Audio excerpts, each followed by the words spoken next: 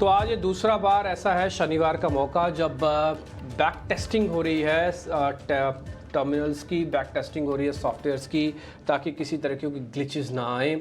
उसको हम disaster management कहते हैं। एक्चुअली में ये वैसी टेस्टिंग है कि आप मान लीजिए एक सर्वर पे चल रहे हो, तो जब बैकअप पे सर्वर डाला जाएगा तो उसमें कोई ग्लिचेस ना रहें, ताकि किसी तरह की अनइंटरप्टेड आपको पूरी तरह से डाटा की सप्लाई मिले। ये एक्सचेंजेस करती हैं। एक्सचेंजेस किसके कहने पर करती हैं? वो करती हैं सेबी के कहने पर। तो सेबी ने भी ये चीज़ नोटिस की है, एक्सचेंजेस का खुद ने भी उन्होंने फैसला लिया। पहले एनएससी ने लिया, फिर बीएससी ने भी जोड़ा अपने आप को कि हम भी चेक करेंगे। तो एनएससी बीएससी दोनों एक्सचेंजेस के अंदर आज स्पेशल ट्रेडिंग सेशन है, इसलिए कैश के शेयर्स, फ्यूचर्स के शेयर्स सभी में आज कामकाज होगा। और ये एक बार हम एक राउंड पहले भी कर चुके हैं। आपको मालूम ही है कि 20 तारीख को मुंबई में चुनाव होने की वजह से एक्सचेंजेस को बंद रखा गया है, इस वजह से सोमवार की छुट्टी रहेगी। लेकिन ठीक उससे पहले आज शनिवार को स्पेशल ट्रेडिंग सेशन के तौर पर बाजार में कामकाज होगा। 2 चरणों में कामकाज होगा। पहला चरण तो एज इट इज़ जैसे मार्केट खुलता है 9:15 बजे, और फिर उसके बाद 10 बजे बाजार का बंद हो जाएगा। 1 घंटे का ब्रेक होगा, फिर 11:15 11:30 बजे काम करेंगे, 12:30 बजे तक वो ट्रेडिंग सेशन आपको फिर से मिलेगा। तो बीच में एक लंच ब्रेक भी है। वैसे तो मैं चाहता हूँ अमूमन सभी जगह पर सभी सेशंस में होना चाहिए। ये स्पेशल ट्रेडिंग सेशन में थोड़ी भूख वगैरह लगेगी, कभी भी लग सकती है भूख, तो है ना। तो ये सेशन हमेशा ही होना चाहिए। लेकिन कोई बात नहीं, सृष्टि और मैं बने रहेंगे आपके साथ इस सैटरडे वाले फीलिंग के साथ। और आपको भी कई बार लगता होगा क्या सैटरडे यार, इतना तो हम करते ही हैं सोमवार से शुक्रवार तक, तो फिर सैटरडे को भी क्यों करें। कोई बात नहीं, पर मेरी एक्सचेंजेस से एक रिक्वेस्ट है, मैंने पिछली बार भी की थी। आपको जो डिज़ास्टर मैनेजमेंट करना है, चेक करना है सर, आप जल्दी जल्दी कर लो। आप 1 दिन में करो, 2 दिन में करो, आप 1 घंटा और बढ़ा के चेक कर लो, लेकिन आप जल्दी कर लो, इसको ज़्यादा मत खींचो। ठीक, तो सृष्टि और मैं अगले 2.5 घंटे आपके साथ बने रहेंगे। फटाफट से कुछ इंपॉर्टेंट चीज़ें आपके स्क्रीन पर रख देते हैं। अच्छा, एक तो पहला पॉइंट है कि कल बाजार बढ़िया से बंद हुआ। ग्लोबल मार्केट्स आपको ज़रूर देखने चाहिए। गिफ्ट निफ्टी आपको ज़्यादा दिखेगा नहीं क्योंकि अपडेशन नहीं हो रहा, लेकिन ग्लोबल मार्केट्स में क्या क्या हुआ एक बार पहले सृष्टि से ये समझ लेते हैं, और उसके बाद फिर हम डोमेस्टिक और डेरिवेटिव्स मार्केट का एक लेखा जोखा आपके सामने रखेंगे। सृष्टि, आज ग्लोबल मार्केट्स आपको बतानी है। गुड मॉर्निंग, बताएं। अच्छा, पहले तो सैटरडे वाली फीलिंग कैसे आती है आपको? आज सुबह आपको लग रहा था कि क्या अलार्म रखना मैं तो अलार्म ही रखना भूल गया था आज, क्योंकि अलार्म है सिर्फ सोमवार से शुक्रवार तक का, शनिवार का तो अलार्म ही नहीं था। तो मैंने पता नहीं मेरे को कैसा हुआ कि एकदम से मेरी नींद खुल गई, तो मैं आ गया। नहीं डिम्पी जी, बिल्कुल इंश्योर करना पड़ा कि आज हम काम के लिए आएँ, क्योंकि सैटरडे वाली फीलिंग तो गायब ज़रूर है, पर फ्राइडे की भी फीलिंग नहीं आई, क्योंकि वो चीज़ चल रही थी कि कल सुबह फिर उठना है और काम पे जाना है। पर ठीक है, अभी मंडे का दिन है जहाँ पे हम इलेक्शन के लिए वोट भी करेंगे, और साथ ही साथ जो है थोड़ा सा आराम भी मिल सकता है। पर चलिए, आज के बाज़ारों की बात करें तो डिम्पी जी अच्छे ही क्यूज़ मिल रहे हैं, क्योंकि फ़िलहाल आज ग्लोबल मार्केट्स तो ऑपरेशनल नहीं है, पर हमें जो भी हैंडओवर मिला है ग्लोबल मार्केट से वो काफ़ी अच्छा मिला है, और उसके चलते देखते हैं कि इन भारतीय बाज़ार कल की रिकवरी को आगे बढ़ाते हैं या नहीं। डाउ जोन्स की बात करें तो उन्होंने पहली बार 40,000 के ऊपर जो है बंद दिया है। हालांकि जो थर्सडे का हाई था उसको क्रॉस नहीं किया है, पर फिर भी 40,000 के ऊपर जो है वो पहली बार बंद होता हुआ नजर आया है। वहीं S&P 500 में भी तेजी थी। हालांकि नैस्डैक थोड़े से लाल निशान में ऑलमोस्ट सपाट जो है बंद होता हुआ नजर आया है। ब्याज दरों में कटौती की उम्मीद बढ़ने से जो है थोड़ी सी खरीदारी ज़रूर दिखी है। वहीं अगर इक्विटीज़ मार्केट को छोड़ दे तो डिम्पी जी, जो कमोडिटी मार्केट था उसमें ज़बरदस्त एक्शन था। आप देखिए, चांदी रिकॉर्ड स्तरों पे आती हुई दिखी है, सोने में भी फिर से तेज़ी देखी गई, नेचुरल गैस, मेटल्स, ये सभी काउंटर्स जो हैं काफ़ी अच्छे उछाल दिखा रहे थे। साथ ही कॉपर में भी, जहाँ तक मैं देख रही थी, 4% से ज़्यादा की तेज़ी थी। तो आज इसके चलते अपने भारतीय बाज़ारों में मेटल काउंटर्स पे भी नज़र एक बार डालेंगे। और अन्य ग्लोबल संकेतों की बात करें डिम्पी जी, तो दरों में कटौती की उम्मीद बढ़ने से जो है हमने सोने चांदी में तेज़ी देखी है। फिर रिकॉर्ड ऊंचाई की तरफ जो है सोना बढ़ता हुआ दिखा है। हालांकि क्रूड में भी एक तेज़ी हमने कल फिर से देखी। मजबूत डिमांड से जो है यहाँ पे खरीदारी आती हुई दिखी। ब्रेंट में $84 पर बैरल के पार वो काउंटर जाता हुआ दिखा। और आखिरी में अगर बॉन्ड यील्ड्स की बात करें तो US 10 ईयर ट्रेजरी यील्ड में जो है वो 4.4% के ऊपर निकलता हुआ नजर आया है। तो बॉन्ड यील्ड्स में भी थोड़ी सी हमने बढ़त देखी। तो ऑल इन ऑल जो ग्लोबल मार्केट्स का सेटअप है वो काफ़ी पॉजिटिव देखा गया है। और कल जिस तरीके से हमने निचले स्तरों से रिकवरी दिखाई, कितना हम उसको बिल्ड ऑन करते हैं आज के लिए, ये अब बड़ा सवाल है। हालांकि एक 2 चरणों में होगी, फुल ट्रेडिंग सेशन भी नहीं है ये, तो देखते हैं कि वॉल्यूम्स किस तरीके से आएंगे। पर डिम्पी जी, अब आपके पास आना चाहेंगे और समझते हैं कि किस तरीके का सेटअप जो है आज के बाज़ारों के लिए। आप बताएंगे निफ्टी और बैंक निफ्टी पे डेटा के दम पे। पर सबसे पहले डिम्पी, कल एफआईआईज की तरफ से खरीदारी आती हुई दिखी और हम जिस तरीके से बात कर रहे थे, आप भी हाईलाइट कर रहे थे कि कैसे जो है एफआईआईज मतलब इतने शॉर्ट्स पे उनके जो लेवल्स हैं वो आ गए, लॉन्ग्स भी वो नहीं कर रहे। पर फिर से एक बार कैश मार्केट में जो खरीदारी आई, कैसे देख रहे हैं आप इस आंकड़े को? देखिए सृष्टि, कल ना केवल कैश में उन्होंने थोड़ी बहुत खरीदारी की, हालांकि वो एक्चुअली में cash plus option sell hedge था। अगर आप कल चेक करोगे तो 15,000 करोड़ रुपए का ऑप्शंस का सेल था और कैश में बाइंग आई है। इसका मतलब यह है कि फ्यूचर्स खरीदे गए हैं, कुछ कैश में पोजीशनिंग को बनाई गई है, बल्कि उसके सामने ऑप्शंस को बेचा गया है। वजह बहुत क्लियर है, आपको पता है सोमवार को फिर से इलेक्शंस का वर्डिक्ट आएगा, यानी कि परसेंटेज आ जाएगी। इससे पहले एफआई इस चीज़ को बड़ी गौर से भी नोट कर रहे हैं, क्योंकि उनको भी ये समझ में आएगा कि आगे चल के किस तरह की सरकार आने को है। तो इसलिए एक तो ये है कि हेज होके आए हैं वो, पहला पॉइंट। तो जो आप कैश में देख रहे हैं उसको 100% एंजॉय ना करें, क्योंकि वो फ्यूचर्स में बेच के भी आए हैं, पहला पॉइंट। लेकिन हाँ, फिर भी अच्छी पॉइंट है। दूसरा, इसी में मैं एक पॉइंट और आपको बता देता हूँ, उनकी लॉन्ग होल्डिंग्स भी बढ़ी है। उनकी लॉन्ग होल्डिंग्स बढ़ गई है 26% से 28%। आई रिपीट, 26% से 28% उनकी लॉन्ग होल्डिंग्स भी हो गई है। कहने का मेरे मतलब ये है कि कल 2% तो नेट में पोजीशंस बनी हैं, कुछ उसका पार्ट कैश रहा है, कुछ उसका पार्ट फ्यूचर रहा है, और कुछ हेज हुई हैं ऑप्शंस। ये करीब 12-15 हज़ार करोड़ रुपए के आसपास की बनती है। आपको डाटा सब स्क्रीन पर आ जाएगा। कुल मिला के कल एफआईआईज का दिन ठीक था। एक और चीज़ मैं आपको बताता हूँ एफआईआईज का दिन कैसे ठीक होता है। देखिए, एफआईआईज या तो बॉटम पे प्लस करते हैं, या तो कई बार एक लेवल ऊंचाई पे आ जाए बाजार, अपने आप को हील कर दे, ठीक कर दे, उसके बाद आते हैं। उनको इससे कोई फ़र्क नहीं पड़ता कि बाज़ार सस्ता था या बाज़ार महंगा था। उनको इससे फ़र्क पड़ता है कि हम किस जगह पर इन्वेस्टमेंट कर रहे हैं और हमारा क्या रिटर्न है। उनको बाज़ार सस्ता महंगा उनकी डेफिनेशन में नहीं है। तो सिंपल सा है, कल उनको जब बाजार के अंदर एक अच्छा pull back, strong pull back, ज़्यादातर चीज़ें ठीक दिखी, तो थोड़ी बहुत पोजीशंस उन्होंने उनकी तरफ से भी आई हैं। आप ये क्वेश्चन भी तो पूछ सकते थे कि 21,800 पे एफआईआईज क्यों नहीं आए। 21,800 पे एफआईआईज का तो कॉन्फिडेंस ही नहीं था। 21,800 पे हमारा कॉन्फिडेंस नहीं था। 21,800 पे किसी आदमी का कॉन्फिडेंस नहीं था। लेकिन धीरे धीरे कॉन्फिडेंस मार्केट का शेक होने से बचा, बाजार ने अपने पुल बैक से ये चीज़ क्लियर की है। एफआईआईज का भी कुछ कुछ रुख ऐसा ही रहता है कि एक लेवल तक की प्रॉब्लम्स निपटने के बाद वो वापस आते हैं बाजार के अंदर।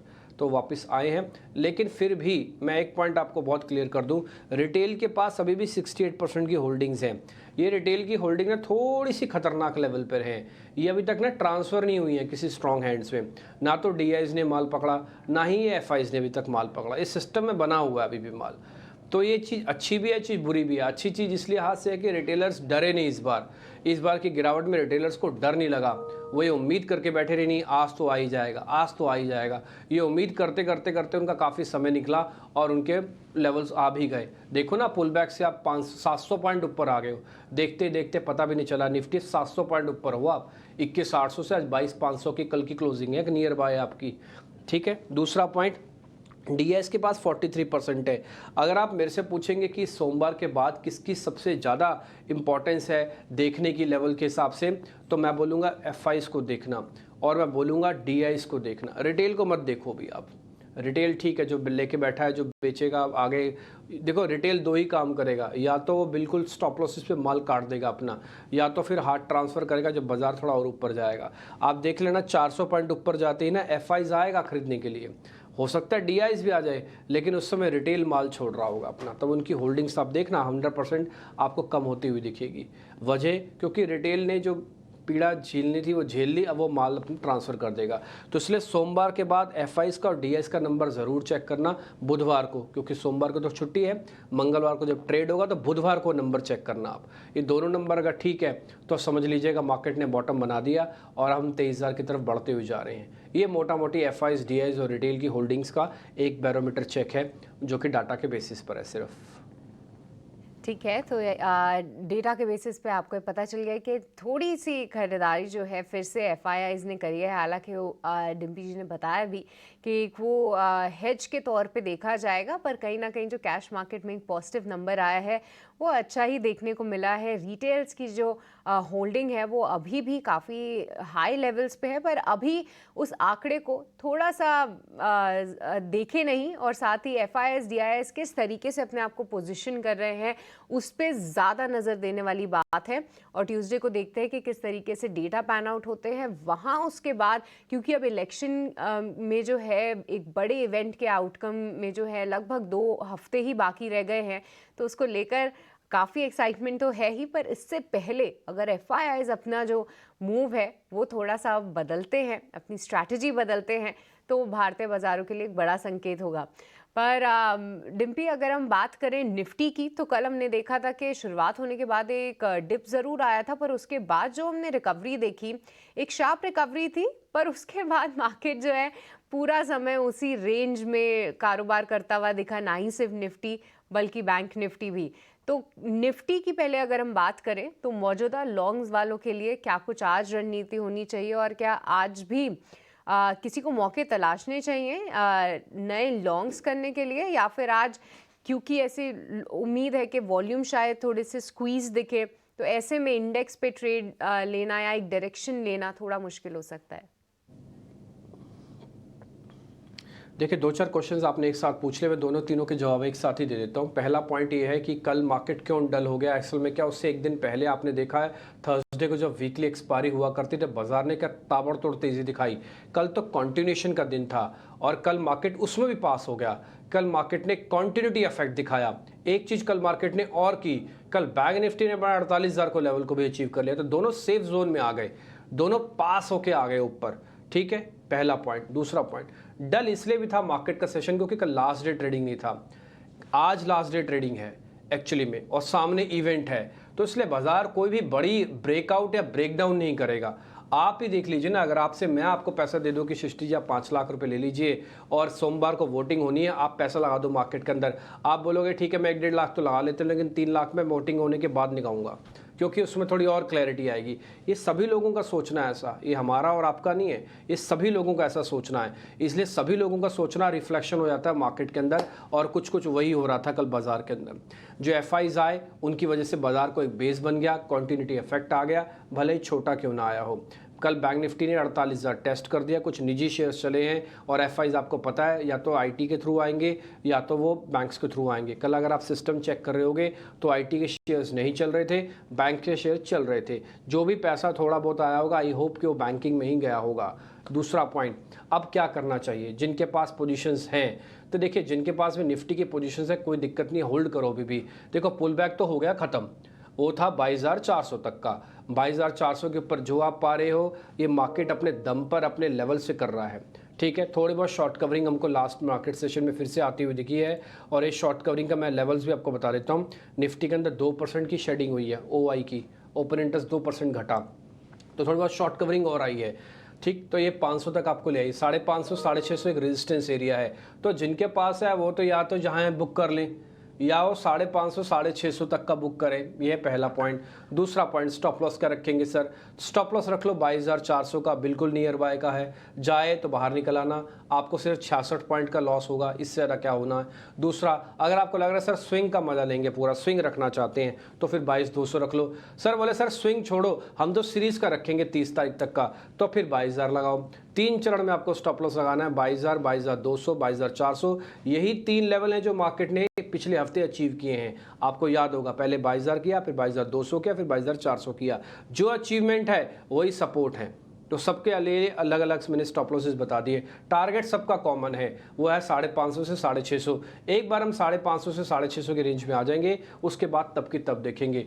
आपने दूसरा सवाल भी सृष्टि पूछेंगे इसके बाद कि जो निफ्टी शॉर्ट करने वाले हैं वो क्या करें, मैं उसका जवाब अभी दे देता हूँ, बहुत छोटा सा जवाब है, वो कुछ नहीं करें, वो शांति से बैठ जाए। पिछले 4 दिन से तो हम लगातार नॉन स्टॉप मना कर रहे हैं एंड आई होप हमको आप थैंक यू भी करोगे कि आपने 4 दिन से, भले हमने तेज़ी ली या नहीं ली, हमने मंदी करके अपने पैसे नहीं गंवाए और हमने मंदी को अपना काट भी दिया। हमने तो आपको खुल्लम खुल्ला कहा कि 22,000 और 22,200 के आसपास अपने सारे शॉर्ट्स को कवर करने शुरू कर दो, क्योंकि मार्केट का धीरे धीरे करके बॉटम बनना स्टार्ट हो रहा है।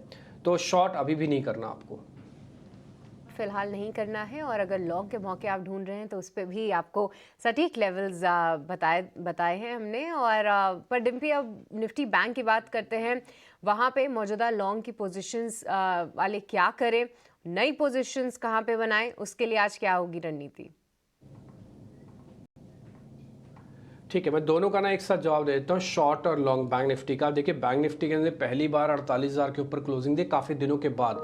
अच्छा, दिन कितने ये मैंने कैलकुलेट नहीं किए, मेरे को इससे फ़र्क नहीं पड़ता कितने दिनों के बाद आ रहे हो, मेरे को इससे फ़र्क पड़ता है कि किस लेवल पे आ रहे हो। ये दिन विन की कैलकुलेशन में मैं ज़्यादा जाता नहीं हूँ। ठीक, पहला पॉइंट। दूसरा पॉइंट, ये 48,000 आपने अगर अचीव कर लिया तो इसका मतलब ये आपने एक बेस कैंप को छू लिया। उस बेस कैंप को अब आपको सिर्फ पक्का करना है। तो बैंक निफ्टी के लिए लॉन्ग पोजीशंस जिनके पास भी है वो बनाए रखें। एक और पॉइंट क्लियर करता हूँ, बैंक निफ्टी की अभी भी शॉर्ट कवरिंग पूरी नहीं हुई है। हालांकि इसके अंदर कल हल्का सा लॉन्ग पोजीशंस बना है 0.45 ओपन इंटरेस्ट के साथ, इसलिए कल बहुत बड़ी तेजी आपने देख पाया बैंक निफ्टी के अंदर, क्योंकि बैंक निफ्टी के अंदर दम ही नहीं आया ओपन इंटरेस्ट के अंदर। वो किसी तरह से अपने आप को हरे निशान में रख रहा था with due respect of Nifty. ठीक, और थोड़ा बहुत मैं बैंकिंग का बोलूँगा, HDFC वगैरह का। ठीक, अब आप देखो कि 48,500 48,200 अभी आपके टारगेट पेंडिंग है, आपने अभी तक लगाए नहीं है। ठीक, ये निफ्टी 50 नीचे लिखा हुआ है ना बॉस, यहाँ पे बैंक निफ्टी लगाओ। अब ऊपर बैंक निफ्टी के ग्राफिक्स चला रहे हो, नीचे निफ्टी 50 लिखा है ना, ये कन्फ्यूजन क्रिएट करता है। ग्राफिक्स में चेंज करो, निफ्टी 50 की जगह बैंक निफ्टी लगाओ पहले आप। दूसरा पॉइंट, बैंक निफ्टी के अंदर 48,200 48,500 तक के टारगेट ड्यू हैं। जिनके पास पोजीशन है वो ज़रूर होल्ड करके रखें, किसी तरह की कोई खास अभी बड़ी दिक्कत है नहीं, पहला पॉइंट। अब नया वाला आएगा, वो बोलेगा जी हमने तो लिया ही नहीं, हम तो चूक गए मौका। तो सर चूक तो गए हो मौका, ये तो मैं भी बोलूँगा कि आपसे मौका तो चूक ही गए, थोड़ा रिस्क तो लेना चाहिए था, पहला पॉइंट। चलो आपने रिस्क नहीं लिया, अभी आप लेना चाहते हो तो आप एक काम करो, आप 48,000 पे ले लो थोड़ी बहुत पोजीशंस। आप 48,000 के पोजीशंस ले लो, 48,000 के आसपास, 48,000 के जस्ट नीचे का स्टॉप लॉस लगा दो 100-150 पॉइंट का, और आप भी 48,200 और 500 वाली लाइन में खड़े हो जाओ। बाजार यहाँ पे भी दे सकता है आपको भी पोजीशंस। तो नए और पुराने वालों के लिए, दोनों के लिए बता दें, पुराने वालों को जाना नहीं है, नए वालों को आना तो है लेकिन छोटे स्टॉप लॉस के साथ आना है, छोटे वॉल्यूम के साथ आना है। एक राउंड की तेज़ी वो खो के आ रहे हैं, वो सेकंड राउंड के लिए आ रहे हैं, तो अपने माइंड को प्रिपेयर करके आए, पहला पॉइंट। दूसरा पॉइंट, बाजार कहाँ पे जाके थक सकता है, एक बार 48,200 48,500 पे थकेगा ज़रूर, वहाँ पे चरणबद्ध यानी कि हाथ बदला जो होगा वो ज़रूर चेक करना। अब आपका सेकंड सवाल था कि बैंक निफ्टी को शॉर्ट कर सकते हैं, बिल्कुल शॉर्ट नहीं करना, 4 दिन से हम आपको मना कर रहे हैं। एक और चीज़, क्या बैंक निफ्टी में सर फटीक आ गई है, थकावट आ गई है? बिल्कुल नहीं, अभी तो चलना ही शुरू नहीं हुआ, पहला पॉइंट। दूसरा पॉइंट, क्या बैंक निफ्टी को सर यहाँ पे हम एवरेज कर लें जिनके पास लॉन्ग की पोजीशंस है? नहीं, एवरेज नहीं करना। एवरेज इसलिए नहीं करना क्योंकि अभी वॉल्यूम ज़्यादा नहीं भरना, आप एक इवेंट को क्रॉस करवा रहे हो। ये इवेंट 1 जून तक ऐसे ही चलेगा, 4 जून तक इनफैक्ट ऐसे ही चलेगा, इसलिए एवरेज करने वाली गलतियां ना करो। जो एवरेज कर रहा है ना जल्दी निपट रहा है मार्केट से, क्योंकि वॉल्यूम हैवी हो रहा है, डिसीजन उसका लॉक हो जाता है, डिसीजन ही नहीं ले पाता फिर वो बंदा। इसलिए जो करना है शांति से करो, जो पोजीशंस ले रखी है उसी को होल्ड करके बैठो, शॉर्ट नहीं करना। टारगेट मैंने आपको दे दिए, स्टॉप लॉस आपको दे दिए, शिफ्टी निफ्टी और बैंक निफ्टी का पूरा लेखा जोखा हमने आपके सामने रख दिया। अब जरा मेहमानों को अपने साथ जोड़ लें।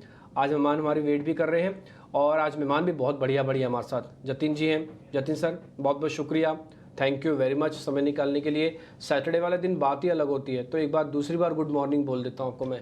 अंशुल जैन जी बहुत बहुत शुक्रिया, थैंक यू वेरी मच, आज आपने भी टाइम निकाला। आज मैं एक स्पेशल शुक्रिया करना चाहूँगा विवेक कारवा जी को। ये अमूमन आते नहीं है मॉर्निंग में, मेरे गेस्ट कोऑर्डिनेशन टीम बता रहे थे आप विवेक जी को फ़ोन करोगे मॉर्निंग में, कह रहे भाई मॉर्निंग में नहीं आ सकता। तो मैंने उनसे कहा विवेक जी आप मेरी बात मान लीजिए, सिर्फ आप आज के दिन आ जाइए, सैटरडे या सारे काम आगे पीछे कर लेना। तो सर आपने हमारी रिक्वेस्ट मानी, इसके लिए बहुत बहुत शुक्रिया, थैंक यू वेरी मच, आपने आज टाइम निकाला। जतिन भाई, अंशुल जी, विवेक सर बहुत बहुत शुक्रिया, थैंक यू वेरी मच आज टाइम निकालने के लिए। जो मेहमान और जुड़ते जाए ना विंडो में दिखाते जाइएगा ताकि उनका भी हम अच्छे से स्वागत कर पाएँ। आज तो स्वागत करने का ही दिन है सैटरडे वाला, तो ठीक है जी। अंशुल जी आप जरा बता दीजिए, जितनी हमारे पास बुद्धि थी हाँ उतना हम सिर्फ एनालिसिस कर पाए हैं, आप हमसे कहीं ज़्यादा आगे हो। आप हमको जरा बताइए निफ्टी बैंक निफ्टी इस समय क्या करना चाहिए? सर धन्यवाद एक्नॉलेज करने के लिए कि मेरे पास ज़्यादा बुद्धि है, लेकिन आज नेशनल टीवी पे मैं डिस्क्लोजर दे दूं कि आप लोगों के लिए सर का नाम डिम्पी कालरा है। मेरे मोबाइल में उनका नाम डेटा कालरा के नाम से सेव है, क्योंकि डेटा पढ़ना और डेटा की एम्फेसिस अरे क्या बात दोनों बोल मैंने रहे सर से हो। सीखा है। तो तो डेटा Kalra thank you ji very की मच सर। डेटा से वापस स्टार्ट थैंक यू। करते हैं। Thank you thank you.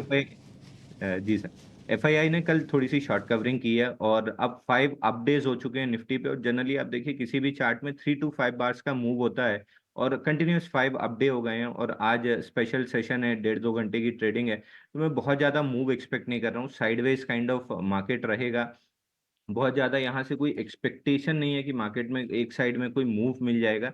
हल्की सी करेक्शन, प्रोबेबली इनसाइड बार रह जाएंगे या हल्का सा रिट्रेसमेंट नीचे की तरफ आएगा। 22,400 22,380 मेजर सपोर्ट जोन है। ऑन द पुल बैक लग नहीं रहा है कि ये टूटेगा। तो कहीं भी डिप्स मिलती है तो बाइंग की अपॉर्चुनिटी रहेगी, लेकिन 1 से 2 दिन अगर कंसोलिडेट कर लेते हैं तो next leg of up move जो 22,700 22,800 में एक्सपेक्ट कर रहे हैं, ये बहुत आराम से टेस्ट हो जाएगा अगर 1 से 2 दिन कंसोलिडेशन मिल जाती है। क्योंकि एफआईआई अभी भी एक्सट्रीमली जो शॉर्ट वाली जोन है वहीं खड़ा है। 2.5 लाख कॉन्ट्रैक्ट अभी भी उनके शॉर्ट हैं। इनमें शॉर्ट कवरिंग आना स्टार्ट होती है तो 22,700 22,800 बहुत आराम से मिलेगा। तो अगेन जो सर कह रहे हैं कि शॉर्ट नहीं करना है यहाँ पे, मैं उसके साथ 100% अलाइन हूँ। मैं ये भी नहीं कहूंगा कि साइडवेज मूव आ रहा है तो आप ऊपर के कॉल या पुट बेच के बैठ जाएं, ऑप्शन सेलिंग कर लें। वो भी काफी रिस्की होगा, क्योंकि अगर ब्रेकआउट आएगा तो बहुत तेजी से ब्रेकआउट आएगा। और 2 दिन आपने देखा है कि लास्ट आधा घंटे में जब एफआईआई की थोड़ी भी शॉर्ट कवरिंग आती है, मार्केट में एकदम से मूव आने लगती है। तो 1 से 2 दिन कंसोलिडेशन एक्सपेक्ट कर रहे हैं। इसके बाद 22,700 22,800 आता हुआ दिखेगा। स्पेशली मिड कैप निफ्टी जो डेरिवेटिव्स में ट्रेड होती है, उस पर ध्यान दीजिए। उसमें 40-42 दिन का कप एंड हैंडल ब्रेकआउट है। 12,000 तक का मूव लग रहा है। 11,450 का इमीडिएट टारगेट है। तो ज्यादा तेजी मिड कैप और स्मॉल कैप शेयर्स में दिख रही है।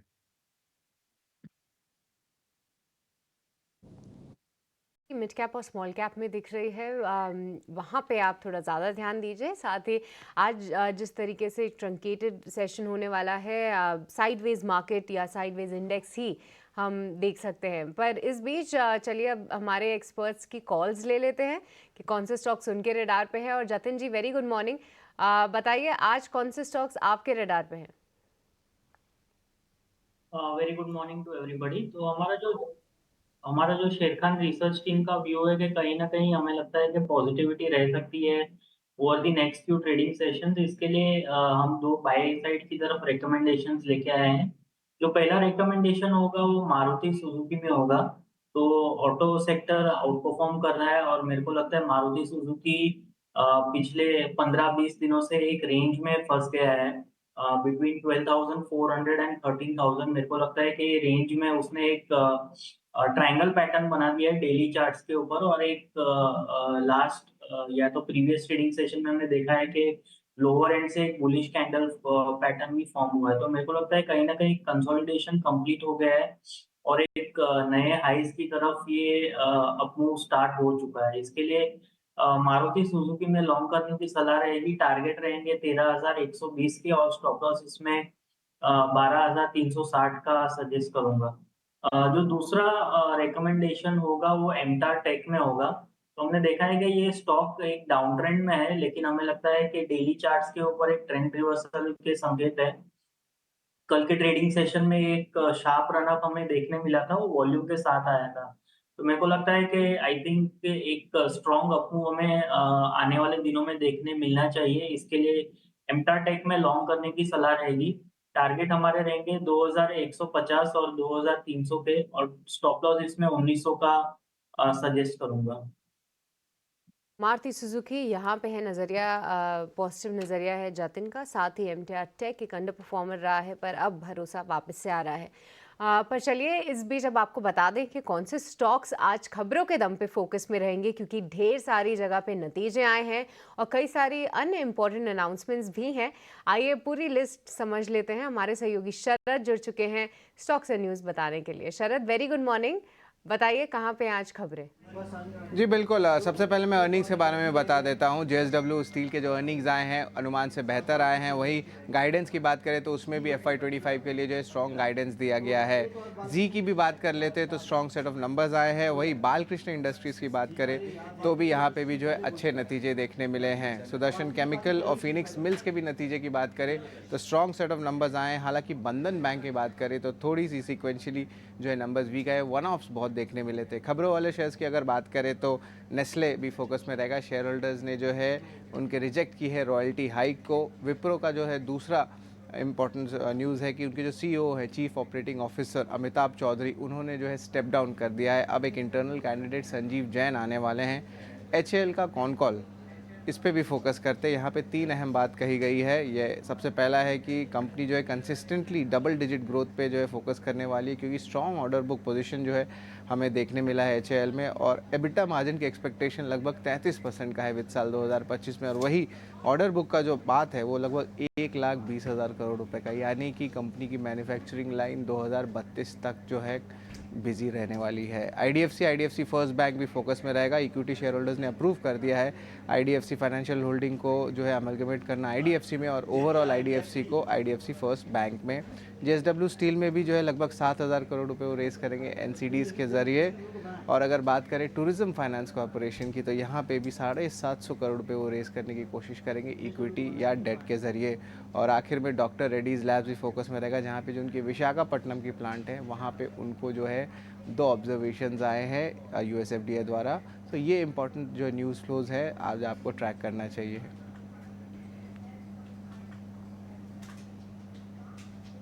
ठीक है, बहुत बहुत शुक्रिया शरद, ये पूरी लिस्ट सामने रखने के लिए। तो चलिए इन पे चर्चा ज़रूर करेंगे हमारे एक्सपर्ट्स के साथ, और उनकी कॉल्स भी लेना बाकी है। पर फिलहाल वक्त तो चला एक छोटे से ब्रेक का, आप कहीं मत जाइएगा, हम जल्द लौटेंगे इस ब्रेक के बाद।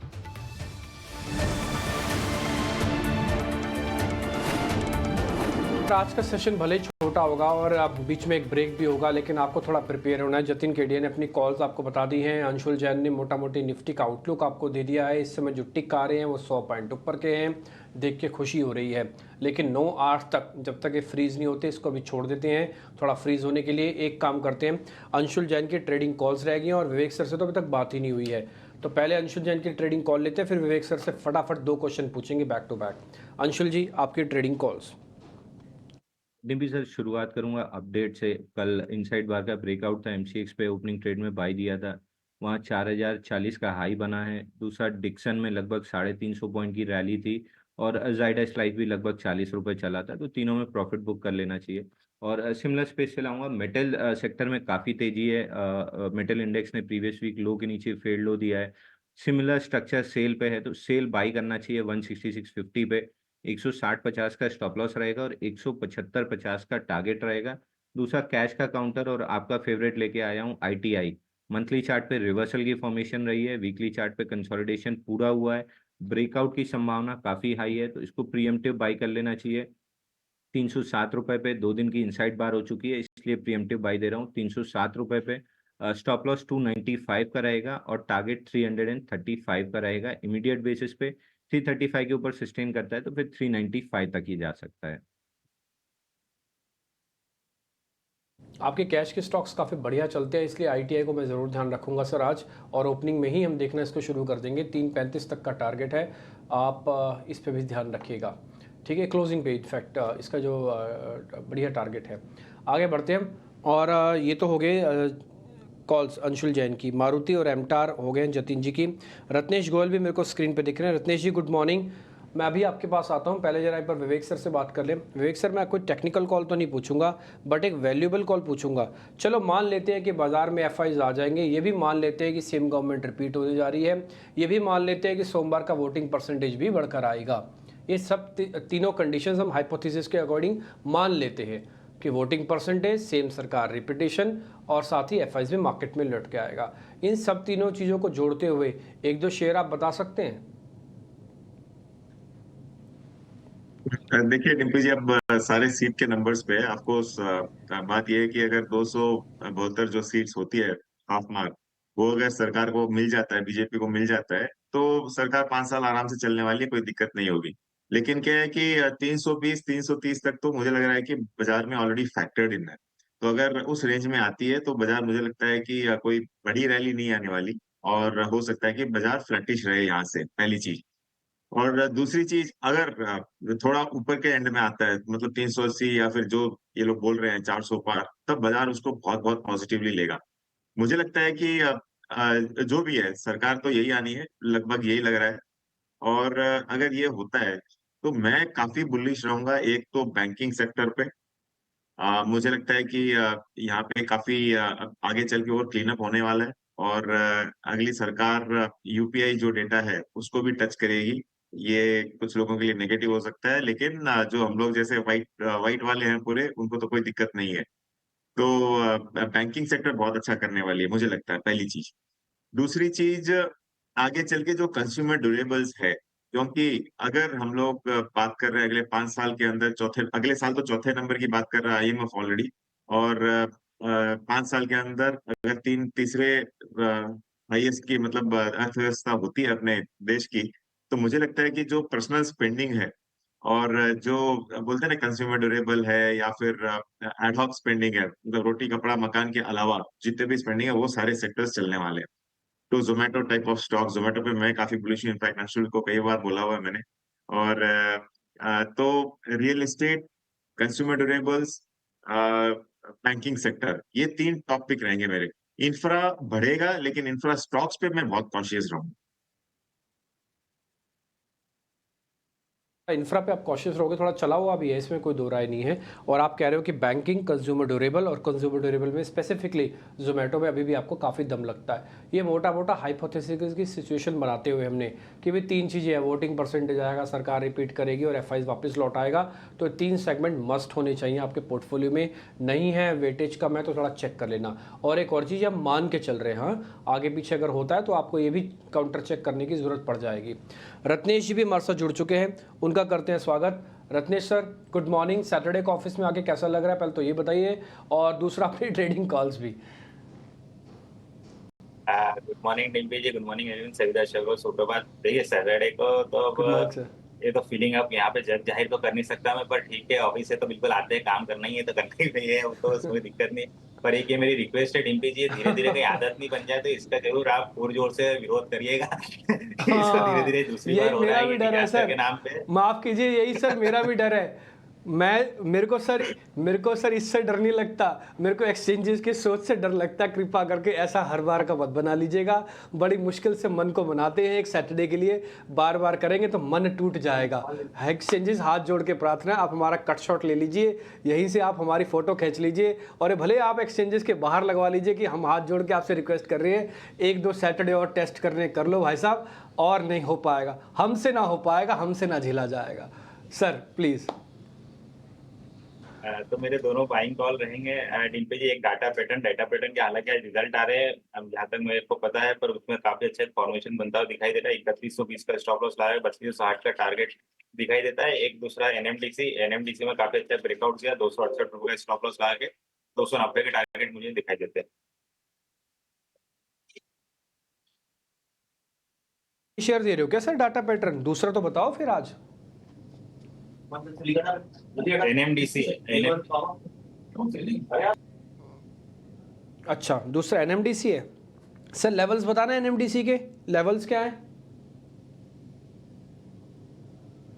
एनएमडीसी में 268 रुपए का स्टॉप लॉस है और 290 रुपए का टारगेट दिखाई देता है मुझे। ठीक है, 290 का टारगेट एनएमडीसी के अंदर। डाटा पैटर्न्स भी आपकी कॉल आ गई है, मैं आपको एक बार फिर से समरी कर देता हूँ। मारुति, एमटार हो गए जतिन भाई के, अंशुल जैन कह रहे हैं SAIL ITI, data patterns NMDC कह रहे हैं रत्नेश जी हमारे, और विवेक सर का मानना है कि अगर सब कुछ ठीक रहता तो बैंकिंग, कंज्यूमर ड्यूरेबल, और उसमें भी स्पेसिफिकली जोमेटो वगैरह, ये काफ़ी अच्छा रहेगा। रत्नेश भाई, मैंने आपसे पता किया ना कि सैटरडे वाले दिन में फीलिंग कैसे आती है। एक चीज़ का बड़ा बेनिफिट होता है सैटरडे को वैसे ही, हाँ देखो हर चीज़ में अच्छाई भी छुपी होती है। उस दिन आप अगर आप गाड़ी लेके आते हैं अपने ऑफिस में तो आपको पार्किंग बड़ी आसानी से मिल जाती है, सड़कों पर थोड़ी भीड़ कम होती है, ये दो बड़े बेनिफिट होते हैं। अगर आप थोड़ा ट्रैवल करके आते हैं ऑफिस में तो एक सड़कों पे भीड़ कम होती है और पार्किंग आपको आसानी से मिल जाती है। ये दिल्ली बॉम्बे वाले जानते हैं पार्किंग से कैसे जूझते हैं, जैसे वो 8 साढ़े 8 बजे पहुंचते होंगे ऑफिस। तो ये फ़ायदे भी हैं, ऐसी बात नहीं है। सृष्टि, ये तो कुछ टफ सिचुएशंस रहती हैं, पर चलिए फिर से बाज़ारों की बात करते हैं। और आज कई सारे रिजल्ट्स भी हैं। बाज़ार इससे पहले खुले, एक बार विवेक क्योंकि हमारे साथ हैं, तो विवेक आपसे समझना चाहेंगे कि बंधन बैंक के नतीजे आपको कैसे दिखे, क्योंकि कल भी जब हम आपसे बात कर रहे थे तो आपका ही कहना था कि अब यहाँ से खोने को काफ़ी कम है। इस बार राइट ऑफ के चलते जो है नतीजे अनुमान से काफ़ी कमज़ोर रहे, पर क्या आपको लगता है विवेक के वैल्यूएशंस के लिहाज से अभी भी मौके हैं बंधन बैंक में, और आज अगर कोई गिरावट मिले तो वहाँ पे खरीदना चाहिए? सृष्टि बोलते हैं ना कि गिरती हुई छुरी को पकड़ना नहीं चाहिए, आपका हाथ ही कटेगा, पहली चीज। और तो इसके लिए, और लेकिन ना मैं बहुत ज्यादा नेगेटिव नहीं हूँ, क्योंकि ये जो नंबर्स आने थे ये ऑलरेडी फैक्टर इन थे। जब पिछली बार अपनी बात हो रही थी तब मैं ये बोल रहा था कि जो आरबीएल बैंक में हो रहा था वैसा का वैसा यहाँ पे हो रहा है, और काफी बैड लोन्स इनके पास है और उसका सफाया ये लोग कर रहे हैं। तो ये बाजार को मालूम है, और इसके लिए आपको दिखेगा कि शेयर जो 400-500 चलता था करीबन, वो आज इन लेवल्स पे चल रहा है। तो ये ज्यादातर नेगेटिविटी फैक्टर्ड इन है मुझे लग रहा है। तो आप अगर इसमें लेना चाहते हो, देखिए बैंक ओवरऑल मतलब ये दिक्कतें कई बैंक्स में हमने देखा है, पीएसयू बैंक में तो बहुत ही देखी है। तो आगे चल के जैसे जैसे ये राइट ऑफ खत्म होगा, बैंक कहीं ना कहीं एक स्टेबलाइजेशन देख के आपको ऊपर की तरफ मूवमेंट दिखाएगा। लेकिन ये बहुत ही स्लो एंड स्टडी प्रोसेस रहेगा। मतलब आपको अगर ये अगर लेते भी हो तो पहली चीज तो आप एसआईपी के मोड में लोगे, क्योंकि डाउन साइड मुझे लगता है कि मिनिमम है एक, ज्यादा से ज्यादा 160, 100 मतलब 170 तक ये जा सकता है, पहली चीज। और अगर ये ऊपर जाता है तो आपको कम से कम 2 या 3 साल वेट करना पड़ेगा।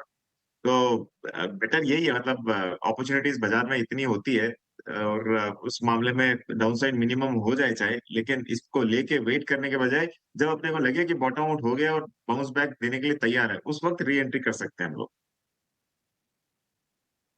तो अभी फ़िलहाल थोड़ा सा बच के चले बंधन बैंक में। अगर यहाँ से थोड़े से बेहतर संकेत आते हुए दिखे तो फिर आप एक री एंट्री की सलाह आती हुई दिख सकती है, पर फिलहाल बंधन बैंक पे यही नज़रिया है। पर चलिए, इस बीच हमारे साथ सुमित मूलचंदानी भी जुड़ चुके हैं, उनका स्वागत करेंगे और साथ ही उनसे उनकी कॉल्स भी लेंगे। सुमित, वेरी गुड मॉर्निंग, बहुत बहुत शुक्रिया हमारे साथ आज जुड़ने के लिए। ख़ास तौर से बताइए आज के लिए कौन सी कॉल्स हैं आपकी, कहाँ पे है आपकी नज़र?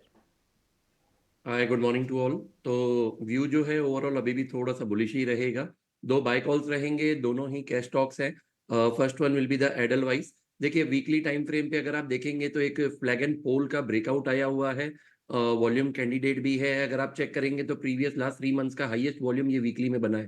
तो सबसे पॉजिटिव साइन है, यहाँ पे आप बाय का अपॉर्चुनिटी देखिए। 85 का करंट मार्केट प्राइस है। क्लोजिंग बेसिस पे 79 का स्टॉप लॉस मेंटेन कीजिए for the target of 104 and 113। दूसरा जो स्टॉक रहेगा वो रहेगा MTAR टेक्नोलॉजी सेमटार। देखिए, काफी अच्छा एक बेस फॉर्मेशन बना हुआ है, डबल बॉटम बनाया था रिसेंटली 1765 का। तो यही हम स्टॉप लॉस मेंटेन करेंगे। स्टॉक ने अपने कल 100 डे मूविंग एवरेज के ऊपर भी क्लोजिंग दिया है, तो लग रहा है कि यहाँ पे एक पॉजिटिविटी बन सकती है। तो यहाँ पे आप अपना एडिशन कीजिए for the next 2 to 3 months. Target रहेंगे 2440 के और 2650 के। ठीक है, तो MTAR टेक जो है हमारे दो एक्सपर्ट्स को पसंद आ रहा है। यहाँ पे आप ज़रूर नज़र रखिए। आई गेस जतिन की भी कॉल थी MTAR टेक पे, क्योंकि जतिन की दूसरी कॉल जहाँ तक मुझे याद है वो मारुति पे थी। तो MTAR टेक यहाँ पे दो एक्सपर्ट्स का भरोसा कायम है, इस पे भी आप फोकस बनाए रखिएगा।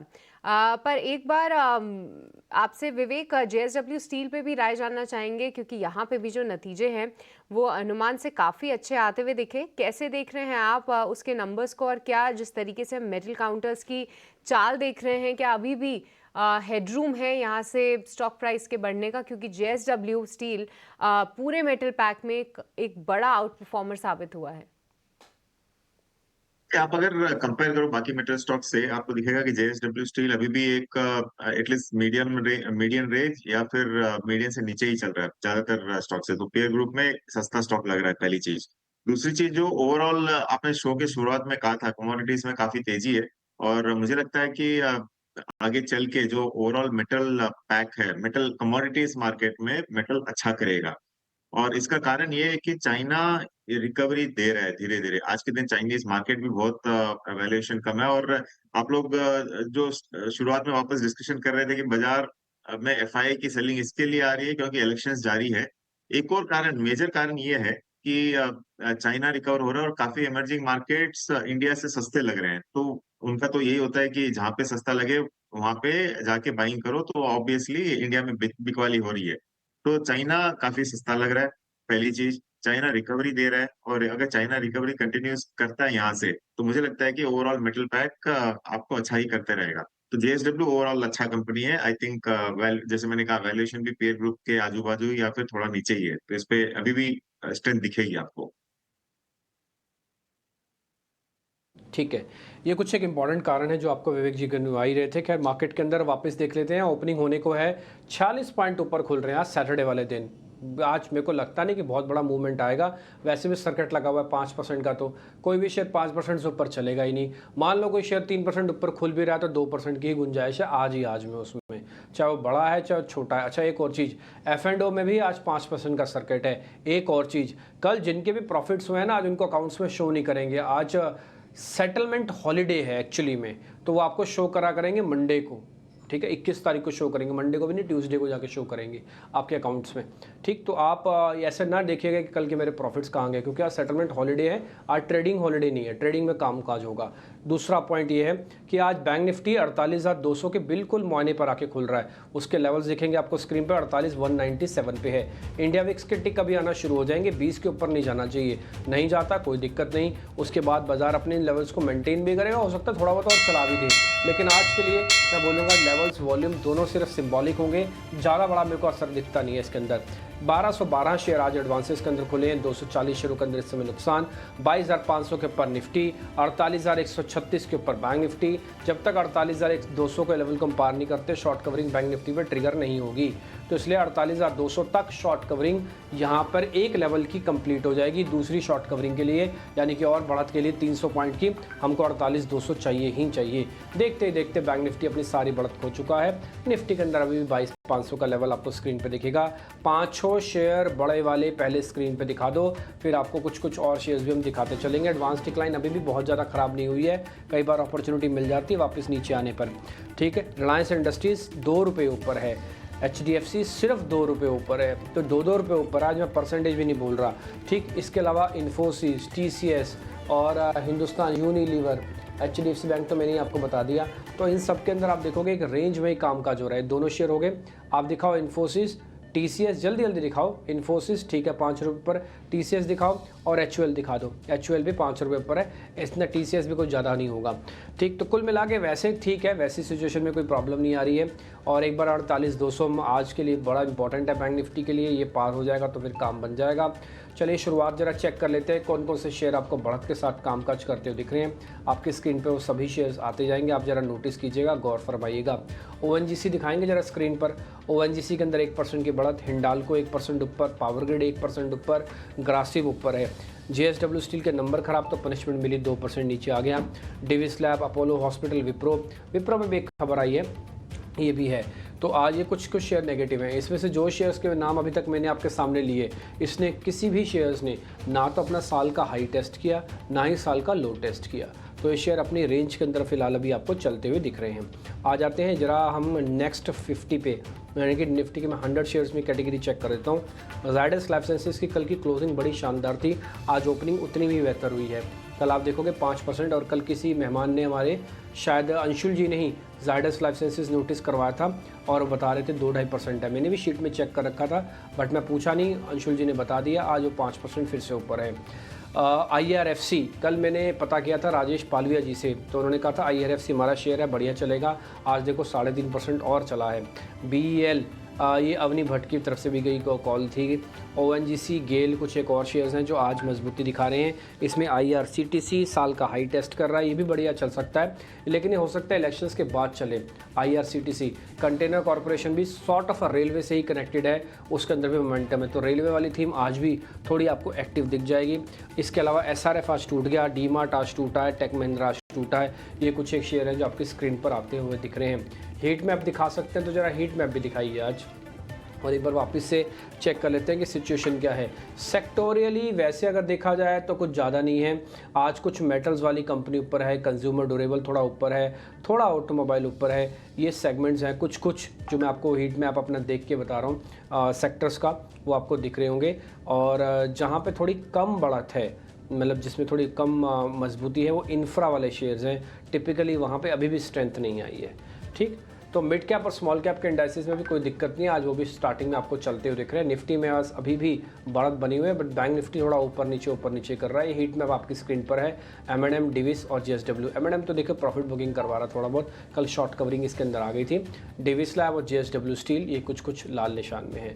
आज बढ़ने वाले शेयर्स आपको स्क्रीन पे दिख रहे हैं। कुछ डिफेंसिव और कोर इकोनॉमी के शेयर हैं, ये चीज़ हम कल से ही नोटिस कर रहे हैं कि कुछ सेक्टर, कुछ कोर इकोनॉमी। आप ना गैस लगा लेते हो, गैस क्या लगाते हो ना, आपको पता है अगर मान लो सेम सरकार रिपीट होगी तो फिर हो सकता है इन्हीं सेक्टर पे ज़्यादा ध्यान दे, तो पब्लिक थोड़ा गैस कर रही है इस चीज़ को।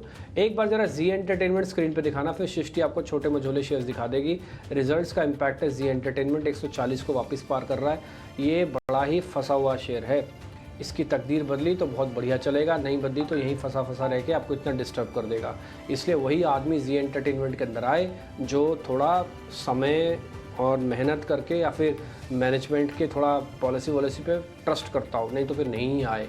ठीक जी, 4.5% ऊपर है। सृष्टि छोटे मझोले शेयर्स। जी हाँ, तो आज कई सारा एक्शन देखने को मिल रहा है। हालांकि फ़िलहाल जो इंडेक्स हैं वो लगभग 1% की तेज़ी दिखा रहे हैं। मिड और स्मॉल कैप इंडेक्स की बात करें और इसमें देखिए शक्ति पंप्स यहाँ पे लगातार हम तेज़ी देख रहे हैं, आज भी यहाँ पे 5% की तेज़ी है। इसके अलावा केन्स टेक्नोलॉजी, कल हमने देखा था कि 10% से ज़्यादा का उछाल इस काउंटर ने दिखाया था, आज उसको बिल्ड ऑन करता हुआ दिख रहा है। सुदर्शन केमिकल्स भी अच्छे नतीजों के बाद जो है आज फोकस में है, अच्छी तेज़ी यहाँ पे अब देख रहे हैं। कुछ ऑटो एंसिलरी स्पेस में से वैरोक इंजीनियरिंग, यहाँ पे भी एक अच्छा एक्शन है, 5% की तेज़ी इस काउंटर में है। किर्लोस्कर ग्रुप ऑफ काउंटर्स जैसे किर्लोस्कर ब्रदर्स, किर्लोस्कर इलेक्ट्रिक, ये कोई भी रुकने का नाम नहीं ले रहा है, आज फिर से यहाँ पे अच्छा एक्शन दिखाई दे रहा है। पॉलीप्लेक्स एक काउंटर है जो कि कई समय बाद जो है इसने एक अच्छा मूव दिखाया है, 4.5% की यहाँ पे तेज़ी है। पर बालाकृष्ण इंडस्ट्रीज़ पे भी आप नज़र रखिए, क्योंकि देखिए 2-3 नतीजे काफ़ी मजबूत आए थे, जिसमें कि एक तो जाइडस लाइफ साइंसेज भी था, 5% के अपर सर्किट पे लॉक्ड है, और बालाकृष्ण इंडस्ट्रीज़ भी नतीजों के बाद 5% की यहाँ पे तेज़ी देखने को मिल रही है। 11 बजे कौन कॉल है तो उसमें देखना होगा कि मैनेजमेंट की कमेंट्री, गाइडेंस किस तरीके से आती है, तो उस पर भी हमारी नज़र रहेगी। कुछ और काउंटर्स की अगर हम बात करें तो रतन इंडिया पावर, हम कई समय से इसको हाईलाइट कर रहे हैं क्योंकि भसीन जी ने इसको रिकमेंड किया था लगभग 9 साढ़े 9 रुपये के आसपास। अभी आप देखेंगे तो 14 रुपये के आसपास इसका भाव आ गया है।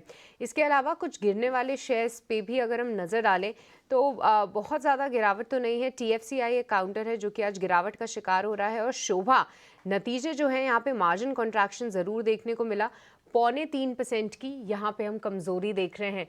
तो अभी देखा जाए तो बाज़ार में कई सारे काउंटर्स हैं जहाँ पे अच्छा ही एक्शन देखने को मिल रहा है, और ब्रेथ ऑफ द मार्केट भी काफ़ी फेवरेबल है, क्योंकि NSE पे देखें तो अब बढ़ने वालों की जो संख्या है वो लगभग 1600 हो गई है, और 10 से भी ज़्यादा कम काउंटर्स हैं एक्चुअली जो कि निफ्टी 50 में अभी लाल निशान में हैं। लगभग सभी काउंटर्स में तेज़ी है, फार्मा बस कर रहा है, मेटल्स में अच्छा एक्शन है, साथ ही PSU पैक्स भी अच्छा परफॉर्म कर रहे हैं, जिसमें पावर ग्रिड और ONGC निफ्टी के टॉप गेनर्स में शामिल हैं। तो ये था बाजार का हाल। ओपनिंग हो गई है, पर ओपनिंग के बाद हमारे गेस्ट की कॉल्स कहाँ पे आ रही हैं, आइए अब एक करके वो समझते हैं ओपनिंग कॉल्स में।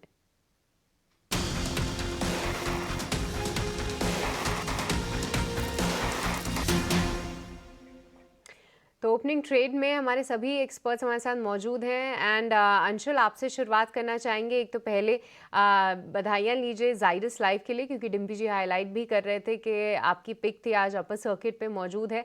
क्या करना चाहिए, मतलब इसके अलावा कौन से ऐसे कॉल्स हैं जो कि अभी आपके रेडार पे हैं, कौन से स्टॉक्स आपकी फोकस लिस्ट में हैं?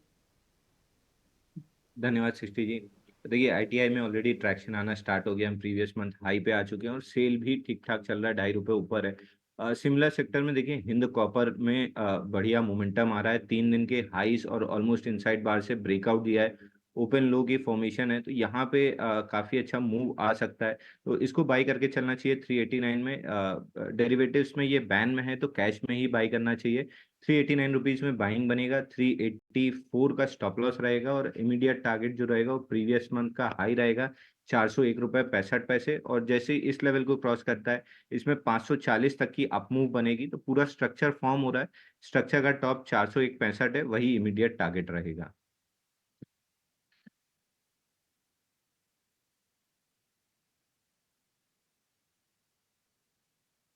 ठीक है, हिंद कॉपर यहाँ पे आपको नज़र रखनी है, बाकी के जो अपडेट्स हैं वो भी आपको अंशुल ने बताए। पर जतिन आप बताइए आपके ओपनिंग ट्रेड्स कहाँ पे हैं? जी मेरा opening trade gas authority of India पे होगा। तो गैस अथॉरिटी ऑफ इंडिया में देखा है कि हमने एक शार्प रनअप के बाद पिछले 2 हफ्तों से ये कंसोलिडेशन में था। मेरे को लगता है ये कंसोलिडेशन कंप्लीट होकर next leg of the up move start हो चुका है। इसके लिए over a period of 2 to 3 trading sessions हमें एक शार्प रनअप या तो शार्प अप मूव हमें देखने मिल सकता है गैस अथॉरिटी ऑफ इंडिया में, जो ये स्टॉक को अराउंड 218 से लेके 220 तक इजीली लेके जा सकता है। तो गेल पे मेरी बाय की सलाह रहेगी। इसमें मैं स्टॉप लॉस 202 का सजेस्ट करना चाहूंगा फॉर टारगेट ऑफ 220। ठीक है, तो गेल यहाँ पे पसंद आ रहा है। गेल के काउंटर पे आप फोकस बनाए रखिए और साथ ही एक ही कॉल फिलहाल अभी जतिन की तरफ से है, इस पे आप नज़र रखिए। अब सुमित आपसे समझना चाहेंगे, बताइए कौन से कॉल्स आपकी तरफ से हैं? आज जतिन जी के साथ ही हमारा पूरा मैच हो रहे हैं कॉल्स, तो हमारी नज़र भी देखिए यहाँ पे गेल पे ही है। जब आप लोअर टाइम फ्रेम पे देखेंगे तो अपना एक रेजिस्टेंस के ऊपर कल क्लोजिंग दिया था जो 3 बार अटेम्प्ट किया था, 201 202 का जो रेजिस्टेंस एरिया था। देखिए अभी भी काफी अच्छा मोमेंटम बना हुआ है। आप बाइंग अपॉर्चुनिटी यहाँ पे देखिए for the targets of 219 and 228, stop loss will be 202। जो दूसरा स्टॉक है वो एनबीसीसी पे देखिए, ध्यान रखिए एनबीसीसी का काफी अच्छा एक स्ट्रक्चर बना हुआ है। यहाँ पे डेली बेसिस पे जो क्लोजिंग चाहिए थी 140 142 के जोन के ऊपर, तो यहाँ पे मिला हुआ है। अब लग रहा है कि ये यू बॉटम कैंडिडेट है, तो आप इसे पोर्टफोलियो में ऐड करके रखिए for the next 2 to 3 months. हमें लग रहा है कि ये पिछले हाई की तरफ अप्रोच कर सकता है for the levels of 170 to 175। यहाँ पे हम स्टॉप लॉस मेंटेन करेंगे 130 का।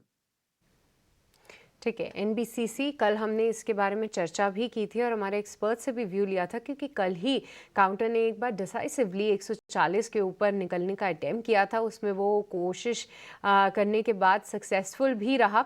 आज 144 के लेवल्स दिखा रहा है, पर सुमित जी का मानना है कि 175 तक के टारगेट्स आपके लिए आ सकते हैं। पर रत्नेश जी बताइए आपके कॉल्स कहाँ पे हैं?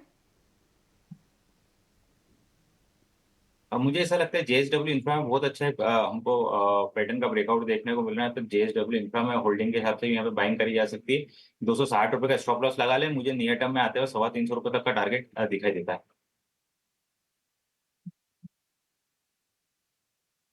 ठीक है, तो ज़्यादातर कॉल्स हमने ले ली है एक्सपर्ट से, और इस बीच हम आपको बता दें मार्केट के अंदर 46 पॉइंट की बढ़त इस समय भी दिख रही है। 50 पॉइंट ऊपर बैंक निफ्टी है। शुरुआती डाटा मैंने चेक किया ऑप्शंस चेंज के थ्रू, जो मेरे पास लाइव चलता है ऑप्शंस का, और उसमें मेरे को कांटे की टक्कर सी लग रही है। मैं कुछ आपको एग्जांपल देके बता सकता हूं। जैसे 16 लोग निफ्टी को नीचे करना चाहते हैं, 16 ही लोग निफ्टी को ऊपर करना चाहते हैं, इतने कांटे की टक्कर है। वसीम साहब हमारे साथ जुड़ रहे हैं, आइए करते हैं उनका भी स्वागत। थोड़ा उनको बधाई भी देनी है रतन इंडिया के लिए, उनका स्वागत करते हैं।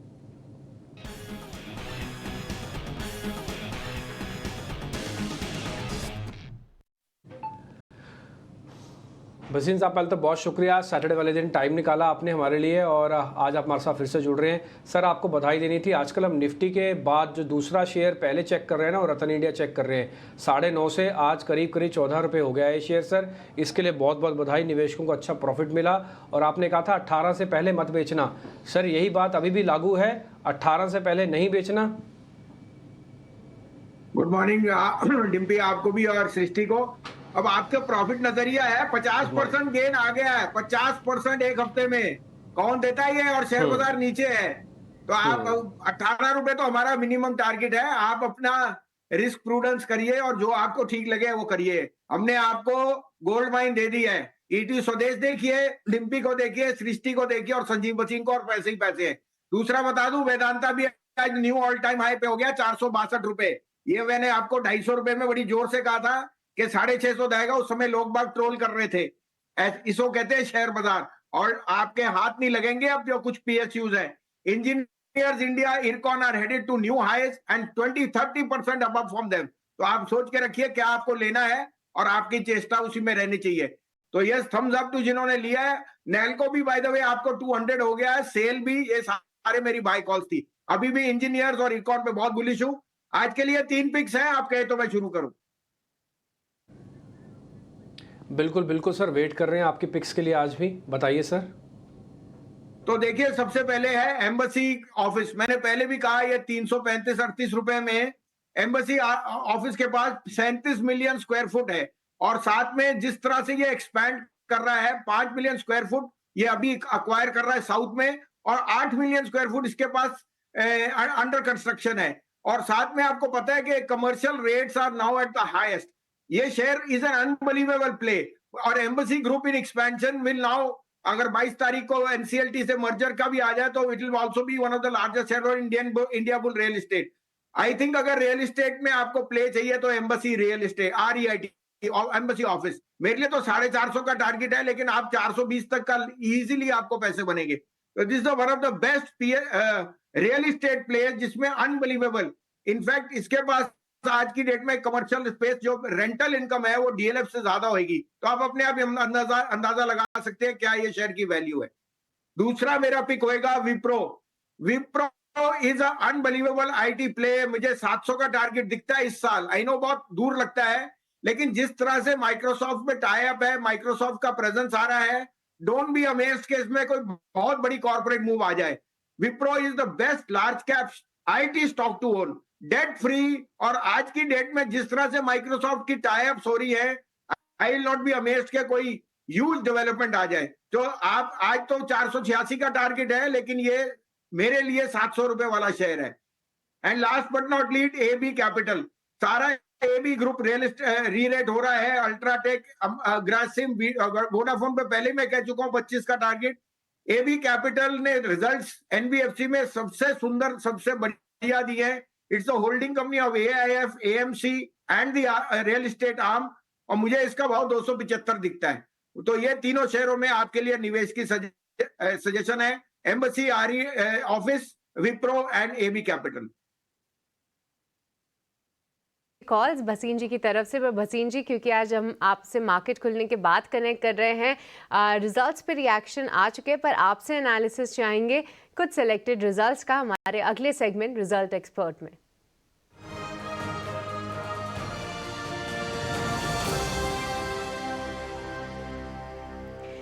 तो भसीन जी, कुछ सिलेक्टेड काउंटर्स हमने निकाले हैं और आपकी राय चाहिए इस पे। सबसे पहला तो देखिए बंधन बैंक होगा। नतीजे जो है मुनाफे के फ्रंट पे जो है बहुत ही कम थे। स्ट्रीट के एस्टिमेट से राइट ऑफ के चलते एक इम्पैक्ट था, पर स्टॉक खुलने के बाद नीचे तो खुला, उसके बाद हरे निशान में लौटता हुआ देखा। तो जिस तरीके का अंडर परफॉर्मेंस देखने को मिला है, क्या यहाँ पे कुछ खरीदारी की राय देंगे आप? मैं आपको सिंपल देता हूं। मैं भी इसमें काफी, माने हमें भी इसमें अनसक्सेसफुल रहे हैं, और जितनी भी मैनेजमेंट की कमेंट्री आती है पॉजिटिव, लेकिन शेयर नहीं चलता। और जो भी खबर हर क्वार्टर कहते हैं प्रोविजनिंग का लास्ट हो गया। आप सिंपल चीज है, इसमें से निकलिए और HDFC बैंक में जाइए। शेयर बाजार न्यू हाई जाएगा तो HDFC बैंक ने 1600 जाना है, और एक साल में 1820 का टारगेट। आपको और कोई शेयर नहीं लेना। दो टाइम प्राइस टू बुक से नीचे HDFC बैंक लेना है। दिग्गज बैंक में जाइए जो अंडर परफॉर्मेंस जिसकी खत्म होने को आ रही है। मैं एचडीएफसी बैंक पे बहुत बुलिश हूँ। डिस्क्लोजर हमने शिफ्ट कर लिया बंधन से एचडीएफसी बैंक, और हमें लगता है यहाँ हमें बहुत अच्छे रिटर्न मिलेंगे ओवर द नेक्स्ट 1 ईयर। तो बंधन बैंक नहीं पर एचडीएफसी बैंक, यहाँ पे आप अपना नज़रिया बनाइए। पर भसीन जी, विनती ऑर्गेनिक्स, क्योंकि केमिकल स्पेस में कुछ सिलेक्टेड काउंटर्स में हम देख रहे हैं कि एक अच्छे नतीजे आ रहे हैं। विनती ऑर्गेनिक के नंबर्स आपको कैसे दिख रहे हैं? देखिए सृष्टि, नंबर्स बहुत जो मार्केट एक्सपेक्ट है उससे बेटर आ रहे हैं। नवीन, आरती, पीआई इंडस्ट्री, आपके दीपक नाइट्राइट, एसआरएफ, उनकी जो लैंग्वेज है वो ये बता रही है कि बॉटमिंग आउट हो चुकी है। सेकंड हाफ में यहाँ पे ग्रोथ आएगी क्योंकि चाइना की डीस्टॉकिंग हो गई। विनती Organics I think is a must have in a portfolio. Hold की रेटिंग है, कोई डिक्लाइन मिले तो लीजिए।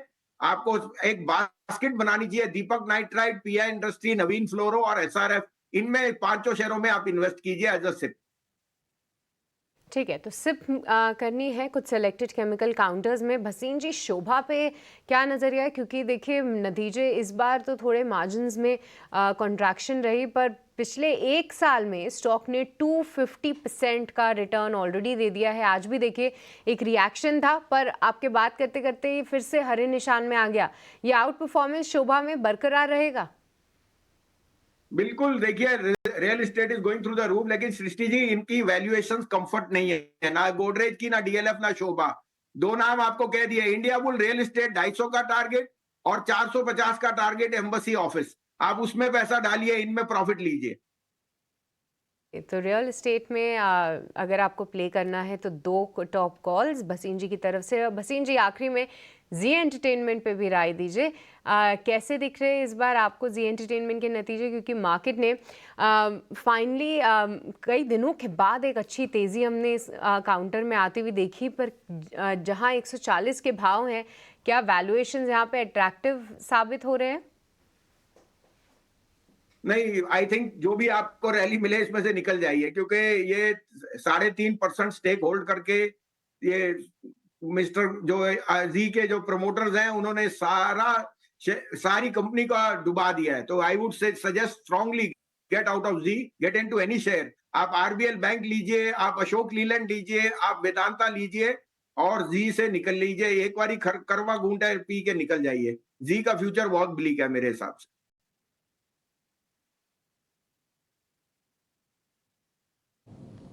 ठीक है बसीन साहब, बहुत बहुत शुक्रिया, थैंक यू वेरी मच। आज आपने टाइम निकाला, नंबर्स पे भी आपसे बातचीत हुई है और बहुत सारे शेयर्स भी आपने हमको बता दी जो कि नोटिस करने वाले हैं। आप बहुत बहुत शुक्रिया sir, thank you very much. आगे बढ़े कुछ और मेहमान जो हमारी वेट कर रहे हैं उनका फटाफट से कुछ उनसे ट्रेड पकड़ लेते हैं, फिर एक ऑप्शंस का ट्रेड भी आपके सामने रखेंगे। आप पहले मैं आपको निफ्टी के बारे में बता देता हूँ। 48 पॉइंट यानी कि जस का तस बाजार एज इट इज़ चल रहा है, कोई खास बड़ा मोमेंटम मिला नहीं और अभी भी मार्केट के अंदर कुछ खास एज सच कोई बड़ी पोजीशनिंग बाजार के अंदर तो नहीं हो रही है। कैश के शेयर ज़रा चेक कर लेते हैं, जहाँ पर आज अच्छी वापस से मोमेंटम बनता हुआ दिख रहा है, वही शेयर्स मैं आपके सामने रखता हूँ। ज़रा दिखाइए स्क्रीन पर। तो प्रेस्टीज एस्टेट 3% ऊपर है। जतिन भाई एक बार ज़रा प्रेस्टीज एस्टेट चेक करना, 3-3.5% ऊपर है।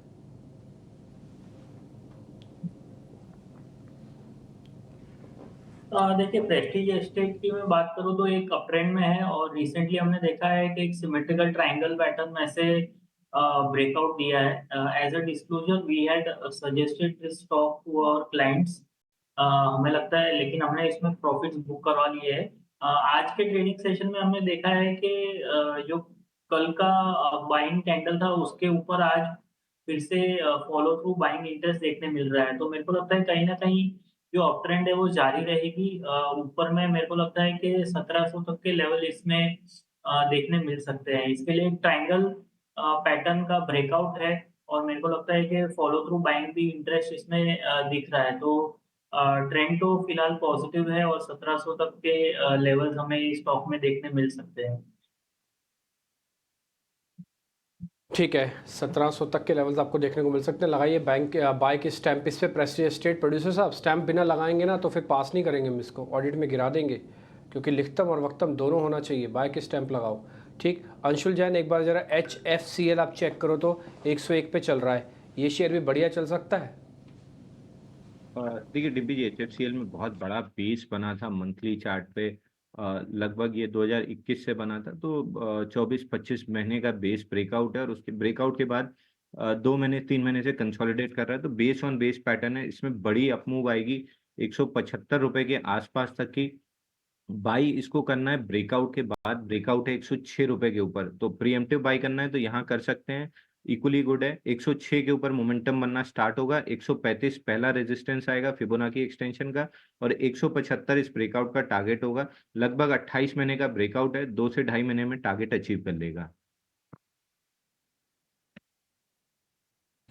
पहले 1000 के आसपास अरविंदो फार्मा कोई लेता नहीं था, 1200 हो गया। तो अरविंदो फार्मा के अंदर डाटा कुछ ऐसा बन रहा है कि शायद ज़्यादातर लोग इसके बारे में देख रहे हैं, सुन रहे हैं, बातचीत करना चाहते हैं। और फार्मा का एक बार चार्ट स्क्रीन पे लेके आइए। और विवेक सर होंगे हमारे साथ, है ना विवेक सर? नहीं है विवेक जी? ओके ठीक है। तो एक बार ज़रा सुमित मूलचंदानी से पता करते हैं। सुमित जी, 1000 के आसपास अरविंदो कोई लेता नहीं था, 1200 के आसपास इतना अट्रैक्शन है कि अरविंदो को छोड़ता नहीं है। डिम्पी जी बिल्कुल, चार्ट स्ट्रक्चर देखिए काफी अच्छा, एक पॉजिटिव मोमेंटम है। आज देखिए एक न्यू हाई की तरफ भी अप्रोच किया है।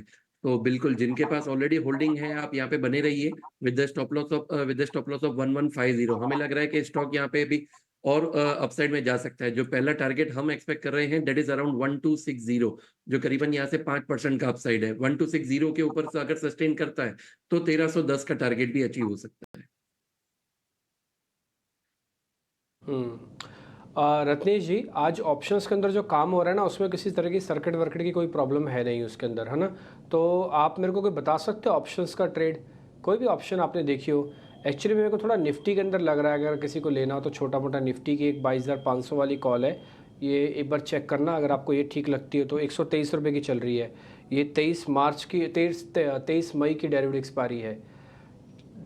आपको कोई जोर जबरदस्ती नहीं है तो बताना, नहीं तो छोड़ देना। कोई ऐसा नहीं सैटरडे को अपने को लोड लेके काम करना है। नहीं, जो जबरदस्ती तो डिम्पी जी कभी आपकी तरफ से रहती ही नहीं है। जो सोता रहता है वही आप बोलते हैं तो ठीक है, नहीं तो कोई बात नहीं। पर निफ्टी में खैर मुझे ऐसा लगता है इंडाइसेस में जैसा कुछ खास बड़ा मूवमेंट नहीं होगा। पर अगर आप ऑप्शन एक बार मेरे से चाहते हैं, हमें दर्शकों को देना चाहते हैं, तो मुझे ऐसा लगता है HL में करेक्शन के बाद वापस से तेजी की यहाँ पे एक मुझे पोजीशन बनती हुई दिखाई दे रही है। तो HL में अगर कोई होल्डिंग के हिसाब से अगर रखना चाहे तो 4700 रुपये का कॉल, 4700 का कॉल कोई लेना चाहे तो ले सकते हैं। यहाँ पे 105 रुपए के आसपास में चल रहा है। यहाँ पे 80 रुपए का स्टॉप लॉस लगा ले।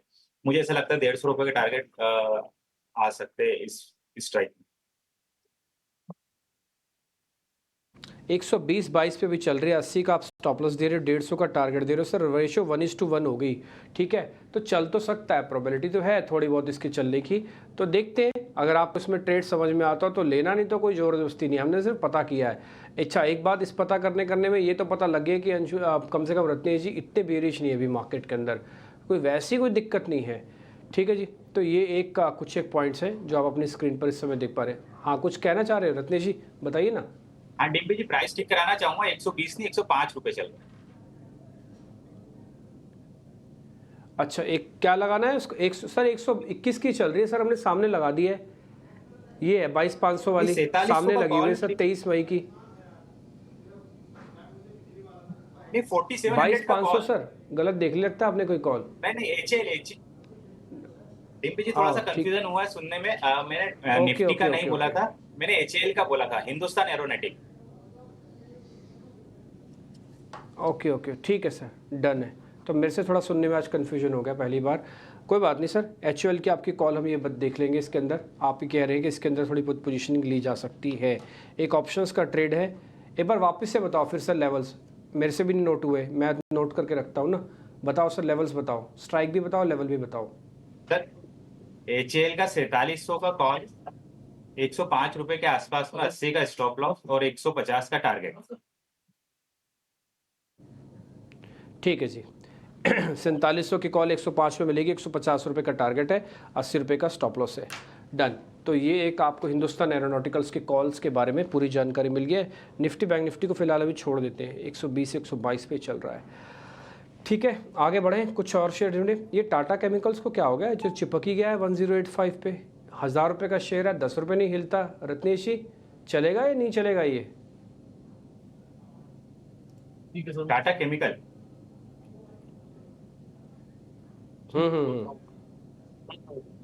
टाटा केमिकल अभी कंसोलिडेट कर रहा है डिम्पी जी, यहाँ पे थोड़ा सा 200 का मूविंग एवरेज के आसपास में, तो मुझे ऐसा लगता है 1040 नहीं तोड़ेगा। इसमें जो नई तेजी चालू होगी वो 1150 1160 रुपए के ऊपर, उसके बाद में फिर इसमें एक मोमेंटम आएगा जो 1200 रुपए तक लेके जाएगा। अभी कंसोलिडेशन है तो इन्वेस्टमेंट के लिहाज से काफी रिस्क रेशियो फेवर में, तो यहाँ पे 1040 के स्टॉप लॉस कर सकते हैं। ट्रेडर के लिहाज से अभी स्टॉक नहीं है।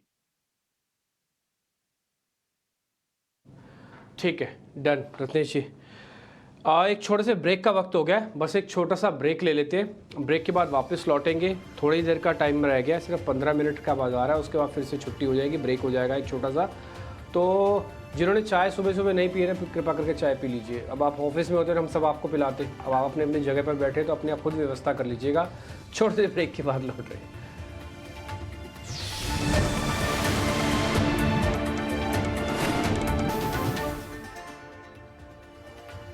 ब्रेक के बाद आपका स्वागत है। इस बीच अगर हम देखें तो बाजार में बहुत ज़्यादा एक्शन तो नहीं है, पर जी हाँ, एक काउंटर पे मेरा फोकस ज़रूर गया है, HAL, क्योंकि यहाँ पे अभी सिर्फ 5 से 10 मिनट पहले ही हमारे एक्सपर्ट रत्नेश की तरफ से एक ऑप्शन की रणनीति आई थी और आप देखिए 4700 के लेवल्स जो हैं अब आपको HAL में दिख रहे होंगे।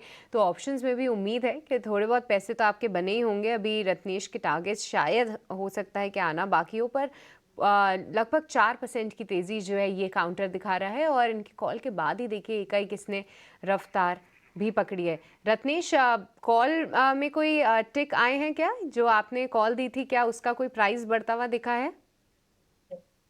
बिल्कुल सृष्टि जी, यहाँ पे HAL की जो 47 रुपए कॉल हमने सजेस्ट करी थी, मैं उम्मीद करता हूँ सैटरडे हमारे दर्शकों का अच्छे से बन गया होगा।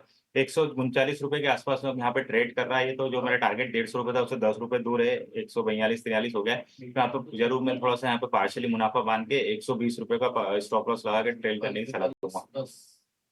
बहुत शुक्रिया भी आपका और कॉन्ग्रेचुलेशंस भी। HAL 5 से 10 मिनट के ही ट्रेड में जो है अगर हमारे दर्शकों ने ये कॉल ली होगी तो उनको फ़ायदा ज़रूर हुआ होगा। पर कुछ और काउंटर्स हैं जो कि डिफेंस क्षेत्र से रुकने का नाम नहीं ले रहे हैं, और एक और काउंटर है BEL, क्योंकि कल कुछ ब्रोकरेज हाउसेस की रिपोर्ट भी आई थी। उनका ये कहना था कि अब जो नेक्स्ट निफ्टी में बदलाव होंगे उसमें BEL और ट्रेंड की एंट्री हो सकती है।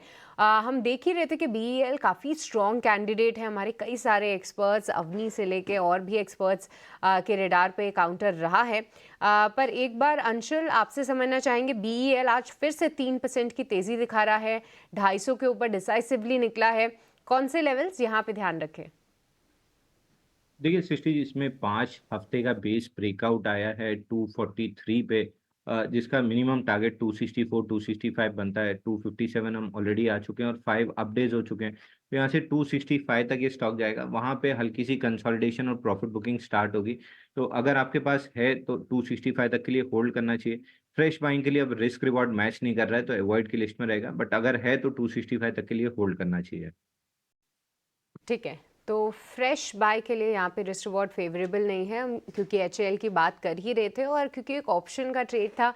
काफ़ी रिस्की होते हैं FNO के ट्रेड्स, और ख़ास तौर से ऑप्शन के ट्रेड्स जहाँ पे आज थोड़ी वॉल्यूम भी कम रहे। इसके बीच हम देख रहे हैं कि फिर अब 4.5% की तेज़ी हो गई है HAL में, तो उम्मीद है कि रत्नेश के जो टारगेट्स थे वो मीट ज़रूर हो गए होंगे। पर कुछ बैंकिंग काउंटर्स में भी थोड़ा थोड़ा एक्शन ज़रूर बन रहा है, हालांकि निफ्टी बैंक में तो बहुत ज़्यादा जोश नहीं है। पर एक बार मुझे चार्ट चेक चाहिए था, रत्नेश आप ही दे दीजिए, इंडसइंड बैंक और कोटक महिंद्रा बैंक पे, क्योंकि ये दोनों में ही इंटरेस्टिंग है देखना कि कल के हाइस को ये थोड़ा क्रॉस करने की कोशिश कर रहे हैं। थोड़े से बीटन डाउन नेम्स भी हैं ये। क्या नज़रिया है इंडसइंड और कोटक बैंक में? कोई मौजूदा स्तरों पे पसंद आ रहा है क्या? इंडसइंड बैंक पे बात करें तो ये थोड़ा सा अंडर परफॉर्म कर रहा है बाजार को और अपने की एवरेज के नीचे कर रहा है, तो ट्रेडिंग के लिहाज से तो नहीं है ये, इन्वेस्टमेंट के लिहाज से जरूर रिस्क रिवॉर्ड करना बैठता है, पर ट्रेडिंग के लिहाज से अभी मुझे इसमें किसी भी तरह की तेजी नहीं दिखाई देती, तो इंडसइंड बैंक को तो जरूर अभी अवॉइड की लिस्ट में ही रहेगा। कोटक बैंक भी सेम अंडर परफॉर्मेंस में है, हालांकि जो इसका डाउनवर्ड गैप एरिया इसको फील करने जरूर आ रहा है, तो टेक्निकल बाउंस जरूर इसमें एक 1720-30 तक आ सकता है, पर मुझे इसमें भी बहुत ज्यादा बड़ी तेजी की उम्मीद नहीं है। तो ट्रेडिंग के लिहाज से इसमें भी जरूर एक रिस्क रिवॉर्ड, ट्रेडिंग के लिहाज से इसमें भी थोड़ा सा फेवर में 1650 रुपए का स्टॉप लॉस लगा के 1720-30 तक के टारगेट के लिए काम करा जा सकता है। रतेश जी, आज तो सरस्वती आपकी जीवा पे बैठी है। आपने 4700 की HCL की कॉल क्या दिया, बिल्कुल देखो तो स्पीड गोली हो गई है। पहली बार ऐसा मौका मिला है जब मैं ये कल अच्छे से सुन नहीं पाया, लेकिन वापस आपने अच्छा किया, रोक के करेक्ट कराया। इसको कहते हैं जिसको पैसे मिलने होते हैं ना, भगवान रोक के भी पैसे दिलवाता है कि नहीं भाई रुक जाओ, नहीं तो क्या पास ऑन हो जाते हम भी। आपने बोला नहीं रुको रुको। मेरे प्रोड्यूसर साहब भी बड़े समझदार, उन्होंने बताया कि रत्नेश जी कुछ कहना चाहते हैं, शायद मैंने गलत रीड कर लिया। रोक के पैसे दिलवाना इसको कहते हैं। आती हुई लक्ष्मी अपना रास्ता खुद ढूंढ लेती है, कैसे पहुंचना है वहाँ तक भी। टारगेट हिट है कार्यक्रम के दौरान ही। इसका मैंने लॉट साइज़ अभी चेक किया है, 300 का लॉट साइज़ है। चलो भाई आपसे 120 पे मिली होगी, आपने नहीं ली होगी 105 पे, 120 पे ले लें कैलकुलेशन। 120 की कैलकुलेशन मोटा मोटी 150 का टारगेट था, 30 रुपये हो गए। 10 रुपये के हिसाब से बनते हैं 3000 रुपये, 30 रुपये के हिसाब से बनते हैं 9000 रुपये। तो 9000 रुपये आज ही आज में 9 मिनट लगे होंगे इस कॉल से मिलने के। ये बात तो अच्छी है, लेकिन इसको आदत ना डालिएगा। ये हर बार नहीं ऐसे मिलता, कई बार सिलेक्शन होता है, इसलिए ऑप्शंस में से 10 लोग 9 लोग घाटा खाते हैं। वो एक बार का ये तो देख लेते हैं, लेकिन उसके बाद जो आते हैं फिर वो फंस जाते हैं।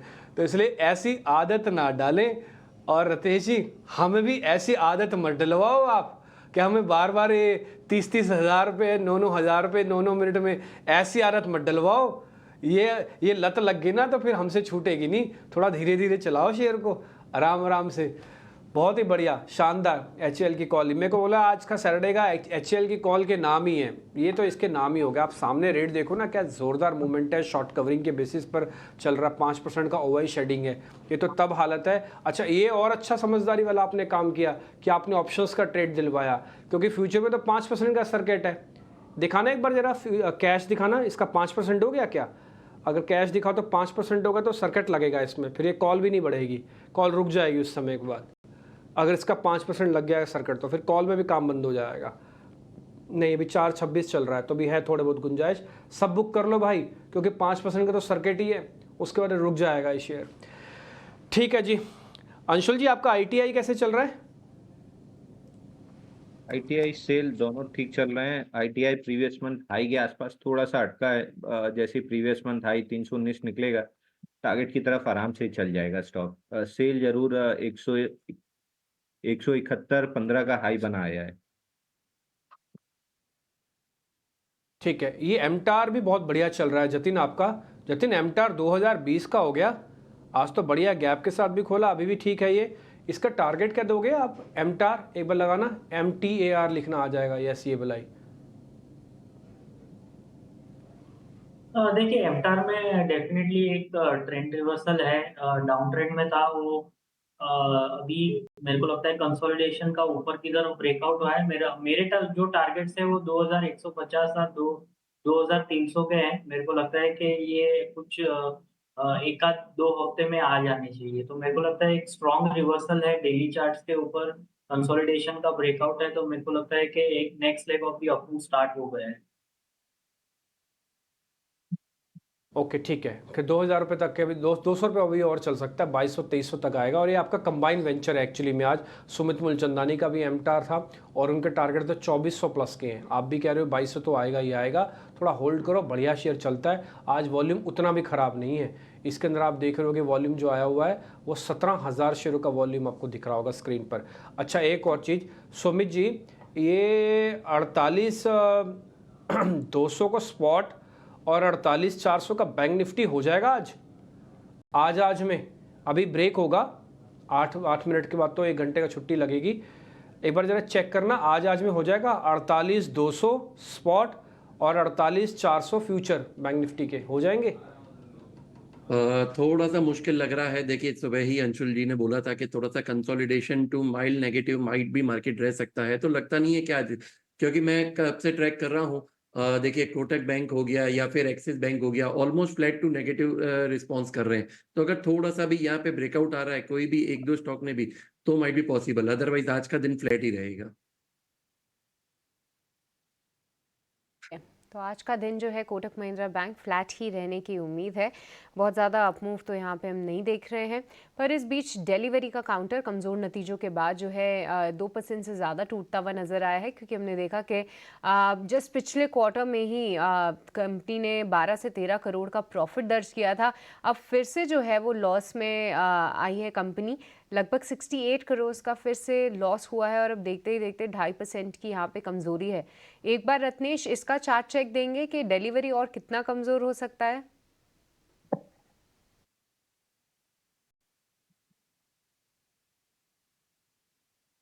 व्यू डिलीवरी पे डिलीवरी में सर आप देखेंगे, जी। हाँ डिलीवरी में सर आप देखेंगे तो एक थोड़ा सा इसमें बहुत लंबा एक कंसोलिडेशन चल रहा था, पर इस कंसोलिडेशन का भी एक ब्रेकडाउन देने की मुझे लग रहा है कि तैयारी कर रहा है। अभी भी हालांकि अपने किए हुए 424 के ऊपर ट्रेड कर रहा है, तो 424 से नीचे आएगा तो इसमें मंदी गिरा सकती है।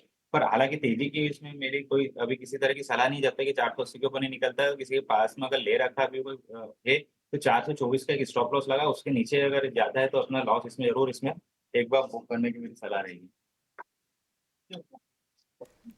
तो यहाँ पे डिलीवरी के लिए आपको व्यू दे दिया गया है, पर इस बीच एक काउंटर जो कि रुकने का नाम नहीं ले रहा है वो है क्रॉम्पटन ग्रीन्स कंज्यूमर्स।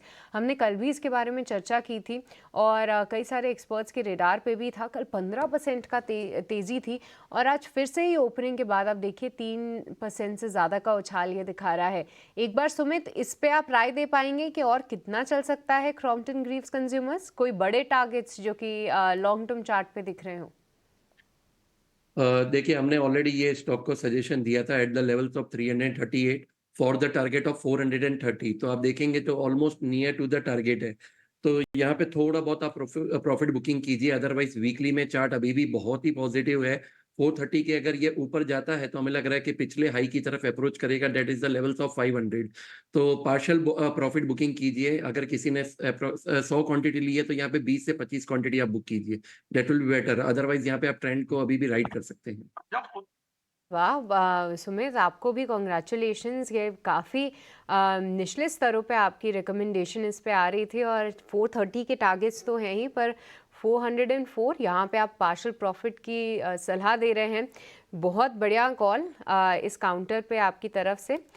इसके अलावा कुछ और काउंटर्स पे देखे, पर उससे पहले एक बार इंडेक्स पे देखे तो कोई भी ज़्यादा मूवमेंट नहीं है। पर जी हाँ, ऊपरी स्तरों से हल्के हम ज़रूर हुए हैं क्योंकि निफ्टी में अब जो बढ़त रह गई है वो केवल 10 पॉइंट्स की ही रह गई है। वहीं बैंक निफ्टी में 35 पॉइंट्स की आप तेज़ी देख रहे हैं। पर इस बीच एक काउंटर जो कि धीरे धीरे करके काफ़ी ऊपर आ गया है वो है नेस्ले इंडिया।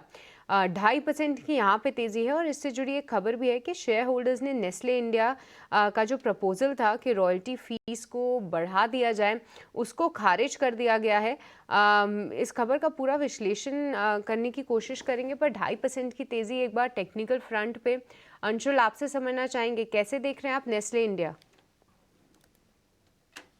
देखिए सृष्टि जी, नेस्ले पिछले 5 महीने से एक रेंज में चल रहा है और ऑलमोस्ट हम रेंज के बॉटम के आसपास हैं। 2407 नीचे की रेंज है, 2650 ऊपर की रेंज है।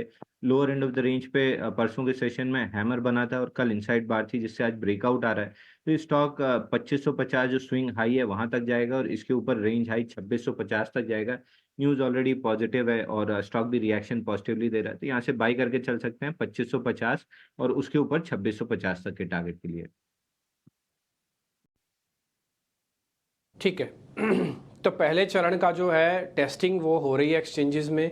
हम टेस्टिंग का पार्ट हैं, हम भी उनका सहयोग कर रहे हैं और इस सेशन हम ख़त्म करने को हैं 2 मिनट बाद। ये मार्केट का फर्स्ट सेशन जो 9:15 बजे शुरू हुआ था, 10 बजे तक का समय है, ये ख़त्म हो जाएगा।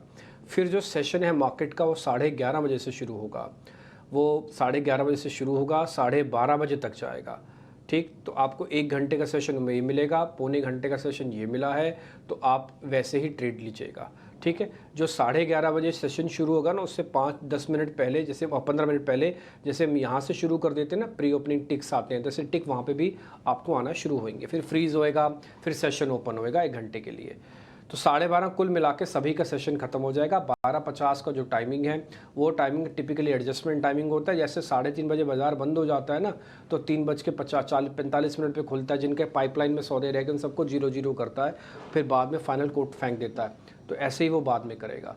आप 12:30 बजे तक के लिए ही प्रिपेयर रहो सिर्फ। ठीक, दूसरा पॉइंट, अब आ जाते हैं आज की फर्स्ट सेशन की क्लोजिंग पे। फर्स्ट सेशन की क्लोजिंग ख़राब नहीं है। फर्स्ट सेशन की क्लोजिंग में ओपनिंग मिल गई। ओपनिंग के बाद का मोमेंटम तो नहीं मिला, बट ओपनिंग ठीक है, उसको मेंटेन रखा। मार्केट में HAL हिंदुस्तान एरोनॉटिकल्स का शेयर बहुत बढ़िया चला, उसका ऑप्शंस का फ़ायदा आपको मिला। कुछ ट्रेड हमने चेक किए हुए हैं। Reliance, HDFC, TCS, Infosys, HUL जैसे शेयर्स भले ही धीरे धीरे करके चल रहे हैं, लेकिन ये ज़्यादा डैमेज मार्केट नहीं कर रहे। तो कुल मिला के आज का सेशन, अभी तक का जो फर्स्ट सेशन है वो ख़राब नहीं है, बिल्कुल ठीक है। इंडिया विक्स के अंदर एक चीज़ की बढ़त हुई है, वो 3% की है। ये सेकेंड सेशन में ना बदला ना ले, जो 3% है ये वापस से ना 20.5 हो गया है। हालांकि मैं आज के सभी लेवल्स को थोड़ा कम मांगता हूँ, लेकिन फिर भी इंडिया विक्स कभी भी चाहे स्पेशल सेशन में बढ़े चाहे नॉन स्पेशल सेशन में बढ़े, बड़ा ज़रूर है और ये 3% बड़ा है। तो थोड़ा सा सावधानी रखिए। आज के सेशन में वैसे भी कम अगर काम कर रहे हैं तो ठीक है, नहीं तो अभी ना लीजिए।